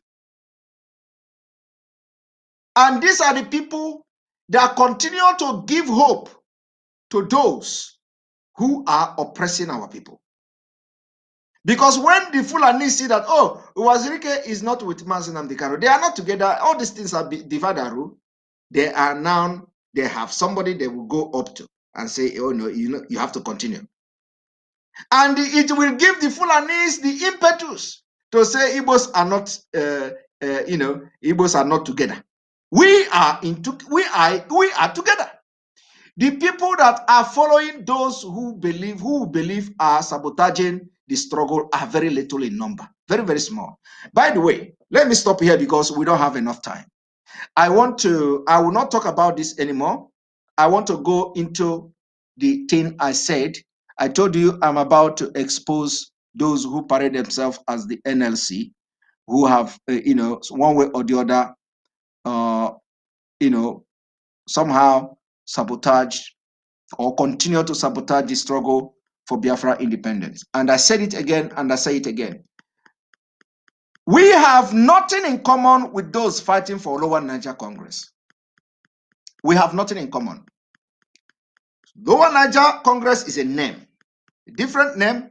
Biafra is a name, a different name. Now, the only thing we could say we have in common is, I don't know whether they are bringing down Nigeria. I don't know whether they are bringing down a constitution. They say when you bring that constitution, you have bring down Nigeria. If bringing that constitution will lead to bring down Nigeria, then maybe that is where we have something in common. Apart from that, we have nothing in common. The only thing, again, we will say we have in common is that Nigeria is not working. They believe that Nigeria is not working. We have that in common. Everybody agrees Nigeria is not working. Now, another thing is that oil and water can never miss. They believe that the constitution of Nigeria is the root of all problems. And I believe that Nigeria constitution contributes a lot of problems. And I also believe that the Nigeria constitution is good. So, in other words, constitution of Nigeria is not the problem of Nigeria. Because you have a lot of things that are not being implemented in Nigeria constitution. So how is that a problem? For example, the constitution says the primary purpose of the government is to protect your life and property. Now they have failed. Is that not in the constitution? Constitution is not a problem. Those who are saying that the constitution is a problem are only looking out for economic gain. Do you know why they look for economic gain? The economic gain they are looking for is the control of natural resources. That constitution that is not working for them is how to control the natural resources. That is what they are looking for. They want an amended constitution that will give them the right to, to control the natural resources and control the wealth and the economy of Nigeria. That's all they want. They don't care about you. This Lower Niger Congress don't care about your security. They don't care about thank you, John Iwuji, for that super chat. Thank you very much. They don't care about you. They don't care about your welfare. They don't care about your security. They care about your resource control. So when you hear them shout, the Nigerian constitution is bad, the constitution, 1999 constitution is a fraud, the constitution say we the people did not say it, we the people didn't do this, we the people, is a lie. They are all after economic gain. What they want to gain from the Nigeria system is what they're after. Now, how are they going to gain it? How do you think they are going to make economic gain? Let me tell you in a very brief. What they want is that they tell you there is what we call exclusive list in the constitution of Nigeria. And then they will have the one they call concurrent list or concurrent, whatever they call, whatever English they speak there. So they want to amend the constitution to remove that concurrent list, those things in the concurrent list, so that according to them, the state can develop on their own. All scam. They are only fighting to see a way to continue independently to loot the resources that will be meant to build hospital and school for you. And you know why they are against Biafra? They are not against Biafra because Biafra is not going to bring economic development and everything that the human being need. No. Do you know why they are against Biafra? They are against Biafra because they know in Biafra will start civilization. They know that in Biafra, you will not have the opportunity to enrich yourself. through the politics. They know that in Biafra, people are coming from all over the world to participate in building the economy of Biafra from scratch and putting a mechanism in place to checkmate the looting, checkmate corruption, and all that. That will not empower them to continue to control the resources the way they want. But in Nigeria, it is possible for them. So that is why some of them, they will say, oh, we have issue with the Biafra. You have to consult. It's a lie. I have to expose them today. Now, another thing they are doing is that they are going behind people to say, because they contacted me when I started. They contacted me. They say, oh, the Constitution, thank you, Cheyiwa Wisman. Thank you very much for that super chat. They contacted me when I started. They say, oh, they send a lot of materials to me. They send a lot of map to me. They send everything to me. If I have the file in my office. I have the file from Tony Nnamdi in my office. And I believe he's watching me. He sent all manner of documents to me. So when I went through this document, I was like, what is this? All manner of document. So me having the spirit that I have, my spirit never lies. Anything I believe in it. My spirit tells me, apart from what I have already found out from my profession, the way I scrutinize the document they sent to me, I noticed that these people are all Confucianists.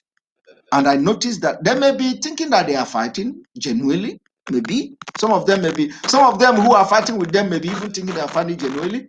But I have come to see that there are so many faulty issues. There are so many faulty things on the Niger Lower Congress. So now, what they did now is to tell me that everybody have signed them. They have been able to solemn assembly this, alliance is this, alliance that. They have bring everybody together. Today, I'm going to expose them. Now, let me tell you. One moment.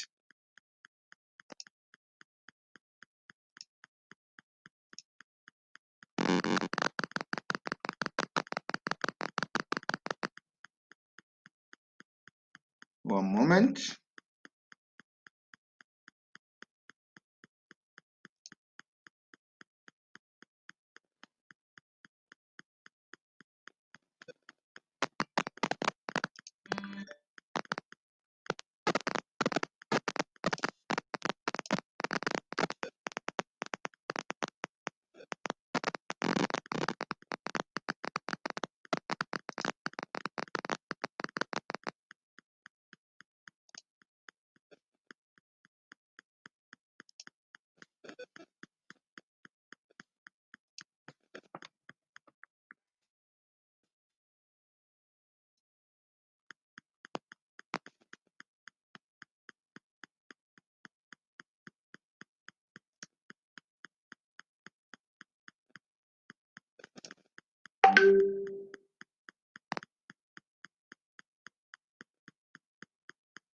Now you are going to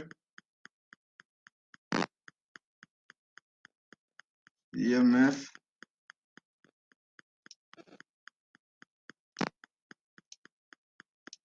Here we go. You see, I want you to pay attention to what I'm about to do.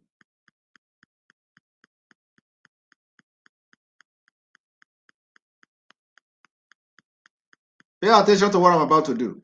What you are looking at now is, let me remove this so that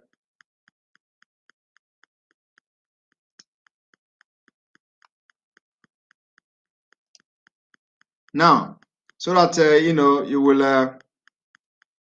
you will see the video very well, the picture very well.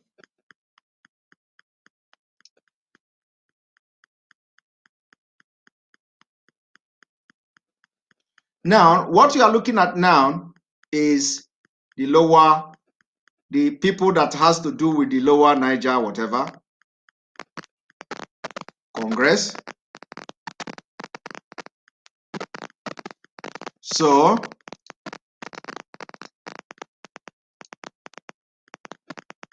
I want to make it fit very well so that Yeah, here we go. Page by page.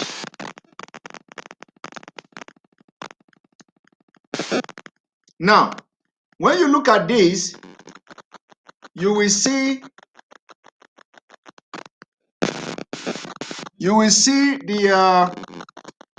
what they say. They say the Union of Nigeria rests on two false claims that we, the people, agreed to form the union and that we made and gave ourselves the present constitution. All this, and this was in December 16th. So some of you must have seen a video where some of them are, we are describing what they have done, how they have been able to put things together on the 16th of December 2020 and fly all these things. And then the thing goes on, taking down the 1999 Constitution, instantly terminate the Union of Attrition foisted upon the component of the defunct Federation of Nigeria, bring us to where we must resolve the two false claims. Now, do you know the lies they tell you? The lies they tell you is that, did Mazi NnamdiKanu consult anybody? That they have done consultation, that everybody is with them, that all the people in the Southern, all the leaders, all the stakeholders, they are all with them. All are all lies. They also claim they have gathered 20 million signatures. All are lies. Now let us continue.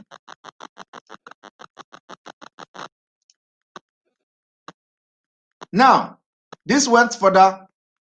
You see, Nigeria, the alliance territory, like you can see, this is their work. They give this Medubelo quoting and all that. Now, Nigeria Constitution, first major, December 16, 2020. And then they say, leaked signatories of the ethnic nationalities of Nigeria. All scam and lies. And then they went further, supported by over 20 million other signatories currently being processed for the UN. All lies. They first of all, they put Professor Banji Akintola on this without his knowledge. I say it again. They put Professor Banji Akintola without his knowledge. They put him without his knowledge. Now, and not only Professor Banji Akintola, they put a lot of people from the southern Nigeria and the middle belt without their consent. They put their pictures on this frivolous document and they share it to people. What they are trying to do is to get Akintoye, yes, somebody, Akintoye, thank you very much, Professor Banji Akintoye. They try to get, all these things are bringing confusion to that Nigeria has collapsed and Nigeria is failing. Now, let me show you. The professor is here. Another person is Commodore Ebitu Ukiwe, retired, former vice president of Nigeria. They put him here. Another person is Professor Yusuf Turaki. They put him here. Another person is Air Commodore Jonah Jank. They put him here from Middle Belt, Plateau State. Another person is Fred Agbayegbe, President, Lower Niger Congress. Yeah, this is them. Now, the another person they put here is this one, Nyanwodo. Another person is Air Commodore Ikang, retired, Pandef. I want you to pay attention to what I'm doing. Very, very important. I want you to pay attention to what I'm doing. I am just giving you authentic information, fact, and figures. And I'm going to give you another where the people of the southern Nigeria deny their involvement.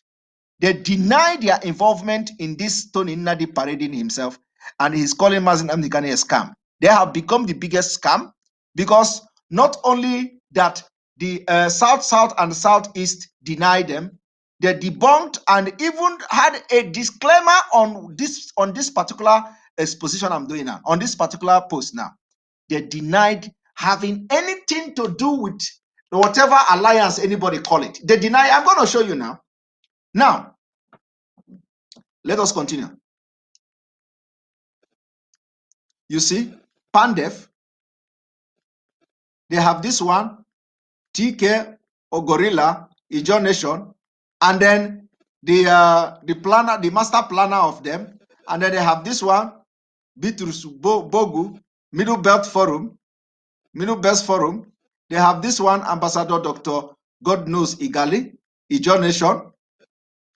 They have this one, Asake, President. They have this one, National President of Ogoni Youth Council. They have this one, of course. All these ones are, follow. All these other ones are just follow join. So now, haven't shown you this. I have just shown you what, from what you see now, you know that this is not a lie. It is not coming from me. Well, let me now show you something that will shock you.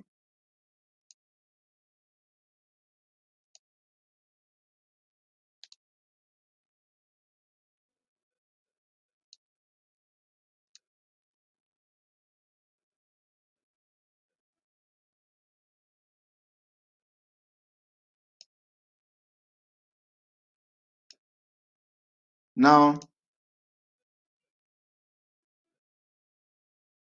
of course, I had to copy this. Let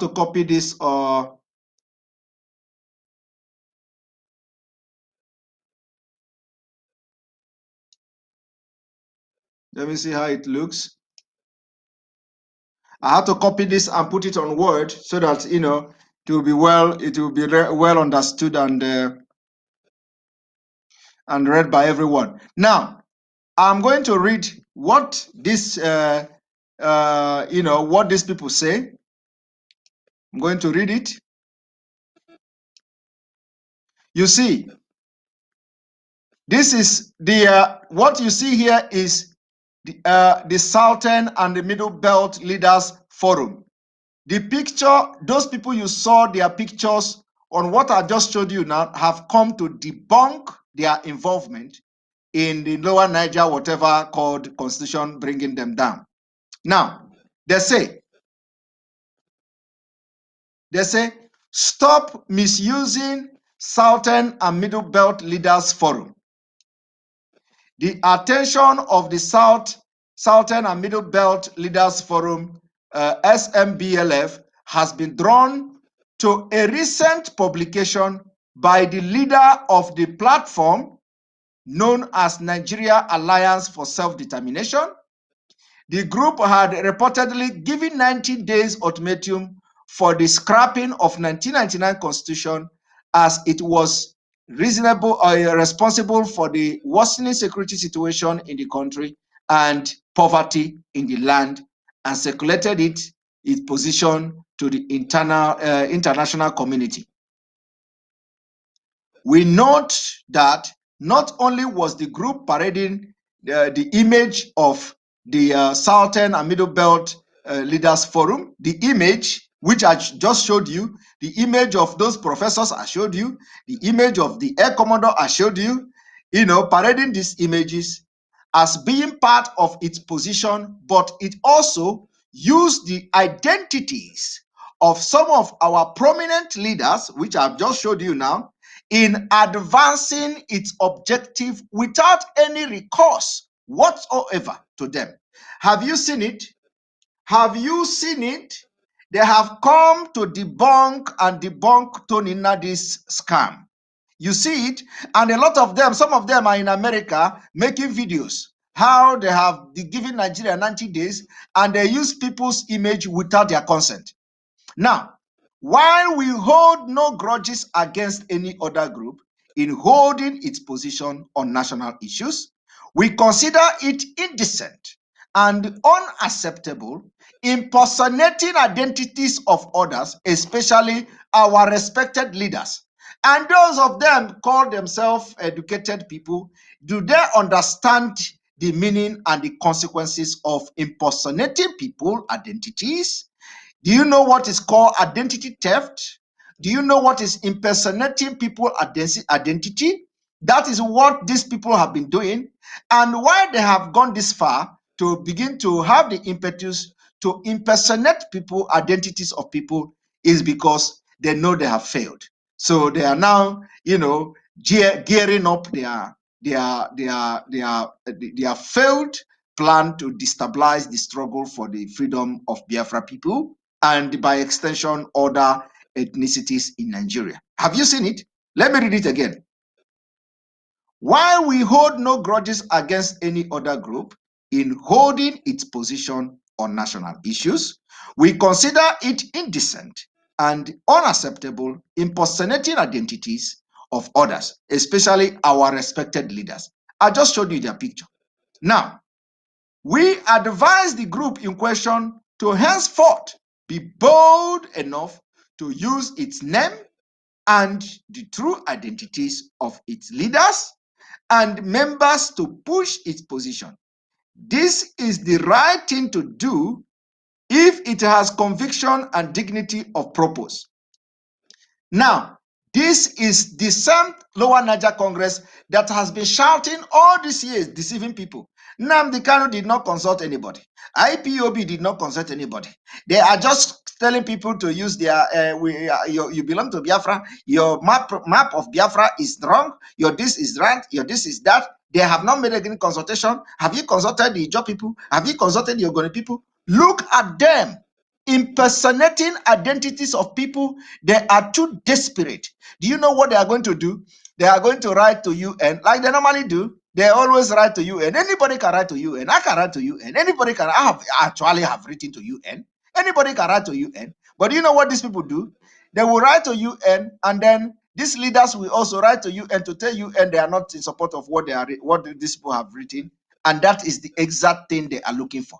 That is what they are looking for. What they are looking for is sabotaging the struggle, looking for how to sabotage the struggle. How do you sabotage the struggle? You sabotage the struggle by writing to UN, while the stakeholders, these politicians that have used their name and images, will also write to UN, exonerating themselves from this. And then the UN will begin to say, these Nigerian people are not serious. These people you use now, you write to the UN. The people will also, because this disclaimer they are writing now, they are still going to send it to UN, exonerating themselves that they are not part of whatever these people are writing. Who knows whether they have forged signatures of people, putting their name and writing signatures? Who knows? And they have gathered 20 million. They can sit in their house. That is Nigeria system, manipulating, writing name of people. Okay, Mr. Ekpa Okechukwu, okay, you sign. Mr. Jiggy Jack, you sign. And without no verifiable, they can't verify the identity of the signatories. How do you verify the identity of the signatory? Where did you gather the 20 million? Is it online? Is it online? Or you are going from house to house? How do you verify the identity of 20 million people? It is unverifiable. So the only legitimate way, if they are serious, is to go and sign the petition we posted online. Disintegration of Nigeria. Let them go. If they are really serious and genuine, let them go and sign the petition. Gather the 20 million signatory, those people that sign the signature, tell them to go and sign the signature online, because that is the only way. Even the online will be, but that is at least it is somehow acceptable. How do you say you gather 20 million? How can you verify them? Do you have their national identity card? Do you have their national ID? How do you verify? Do you have any BVN to verify it? Do you have their bank detail? Do you have any data to show that you have gathered 20 million and they are verifiable people? That it did not just sit for the 23 years you are shouting and writing them. Mr. Benjamin, you sign. Mr. Okechukwu, you sign. And you have spent 23 years to gather 20 million signatures. That's exactly what. So if they can do something like this, my brother, my sister, you can imagine the level these people have gone. They are writing to UN without the consent of the people. And do you know what they are looking for? They are looking for these southern and middle belt leaders to write to the UN and say, we are not part of this. You see? And that will bring confusion. So that anytime you write to UN, they will look at it, Nigeria, all these people are not serious. That That is what this turning out, and it is good we expose them now for those who are close to them to advise them to desist from this kind of crime, because impersonating identity is a crime, and as a lawyer he should know that. You can't just say people. Somebody says, "Come on, Simon, NLC aren't your foe." They are my foe. Do you know how they are my foe? They are my foe because they write to the UN with a forged identity, because these people has come to say they are not part of them. Why should they now include their name in what they are writing to UN? And do you know how they are my foe? These are these little issues that are very big issues if you don't know.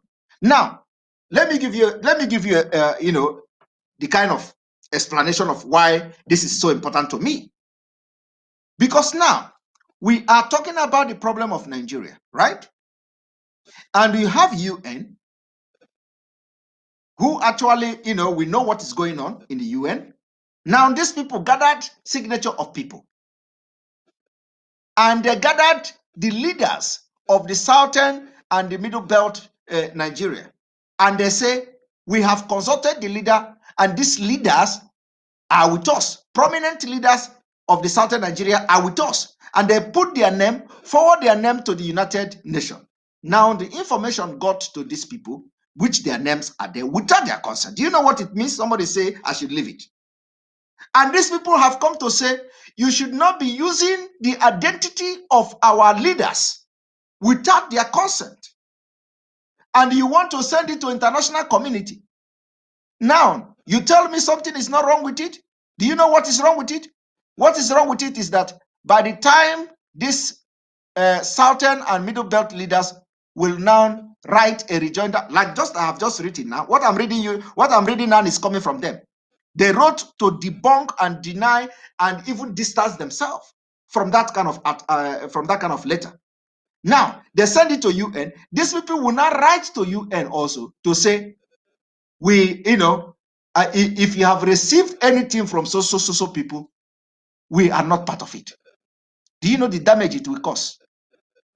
And even because they will just, it is a work. This is a job. People have been contracted to bring confusion in this whole Nigeria thing, and we will continue to expose them. That is part of our job, to expose them, so that people who are giving them support unknowingly, the ignorant one that don't know, giving them their little support, will stop, because they are aiding the problem that is happening. They are aiding the confusion. Those who are directly involved and they know what they are doing, of course, there is nothing we can do to change them unless God, the Spirit of God, possess them and they decide to repent. But apart from that, there is nothing we can do to change them because they know what they are doing. But we are now after those who are ignorantly supporting them and they don't know what they are doing. So it is time to, we expose them, because the little support you give them goes a long way into writing to UN to sabotage the struggle. Do you understand what I mean? For those of you who don't understand what is going on, this is a very big issue. You write to UN and somebody else will write to UN to say, these people impersonated my identity, we don't support it. It is a big crime.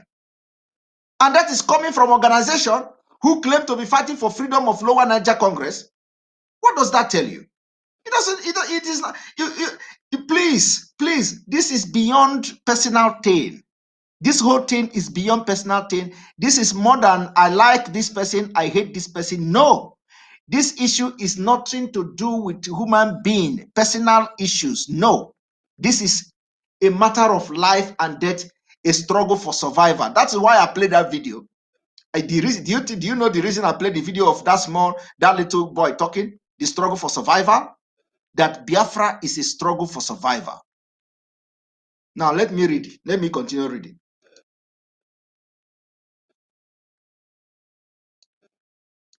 Now they continue. For the avoidance of doubt, we restate that the Southern and Middle Belt Leaders Forum will never hide under any other group or surrogate to make statement on issues, as that would be too demeaning. We have continued to make our position, especially the imperative of restructuring the country and the urgency of enthroning equity, fairness, and justice. Very clear and unequivocally, we also remain open to discussion with other groups in the country on way of ensuring that Nigeria is returned to the original vision of true federalism of our founding fathers, which has now been abandoned, totally abandoned. Now, the people that signed this: Yinka Odumakin, Southwest; Chief Guy Ikoku, Southeast; Senator Bassey Henshaw, South-South; Dr. Isowu Dogo, Middle Belt. And they are now writing on behalf of the Southern and Middle Belt Leaders Forum. And somebody is here telling me that Tony Nnamdi and Lower Niger Congress is not my fault. It is my fault. Do you know what it means? If they write on their own, let them write on their own without bringing confusion by involving the prominent people from the Southern Nigeria and the Middle Belt that are not part of them. They didn't consult them. Impersonating identity. It is a big crime. Why would they do that? So if they want to write, they should write on their own. We're not, but we know that like I said, we know what they are trying to get from doing this. What they are trying to get from doing this is just the confusion. They just want to mess the United Nations. They just want to mess the struggle at the United Nations. They want to mess everything so that somebody say Yinka Odumakin, Sanferifere are working for Fulani Nigeria. Yes, I agree. If you're working for Nigeria, I agree. We are not saying they are not working for Nigeria, but what we are saying is that you cannot, and that is exactly why it is even very important. It is even very important that they do not put people who are working for Nigeria to just instigate them to begin to write to the United Nations. So you see that. Why would they be putting the names and the pictures of people working for Nigeria? Like somebody said that Yinka Odumakin, Jason Lincoln said Yinka Odumakin, Afenifere are working for Fulani Nigeria. Exactly. So for you to understand what I'm saying, because they know when they put their name in the UN to send to the UN, these people will now, they will just wake up and begin to, do something. And what they are going to do is to now besiege the United Nations with letters and letters saying we are not part of this. We exonerate ourselves from this. And that will bring confusion to the United. Of course, the UN will be receiving a lot of things from Nigeria. They are not going to take it serious. Why would somebody be doing this? If they want to do it, let them write it under their name and don't involve people stealing the identities of people, writing without their consent. It is a crime. Identity impersonation is a crime. You must inform them. They must know that they are part of you. They must consent that you put their name to the United Nations or to anywhere you want to send it. They must agree to that. You don't just come just because you want to bring confusion, because you are working for Nigeria, because you want Nigeria to be one and you're only interested in bringing constitution down. For that reason, you want to jabaroo everything. It doesn't work like that. But our job is to expose it the way we are exposing it now. For those who have been following them and don't know what is going on, if you were told that they have been able to consult everybody, now today you know it is a lie. If the Lower Niger Congress that has been calling Mazi NnamdiKanu scammer have been telling you, because I know that most of you, they told you, because they told me, if they have been telling you that they have been consulting everybody, they have alliance, they have had a solemn assembly in Yoruba land, they have it in there, everything they have told you, I have just come to expose that they were all lies. The names they mentioned are not with them. It's a lie. My brother. And if you believe them, and you see this today, go and verify what I've just said now. You have been scammed. I will stop here. See you tomorrow. The broadcast will be again live tomorrow. And tomorrow is going to be a big day. We may have people on our program. Thank you for watching. May God bless you. May God bless Biafra. May God bless Oduduwa Republic. May God bless the middle belt and that wife, they will say my prayer. May God bless Mazi NnamdiKanu and IPob worldwide. For those in this IPob, God will bless IPob worldwide. Good night. Bless you. See you tomorrow.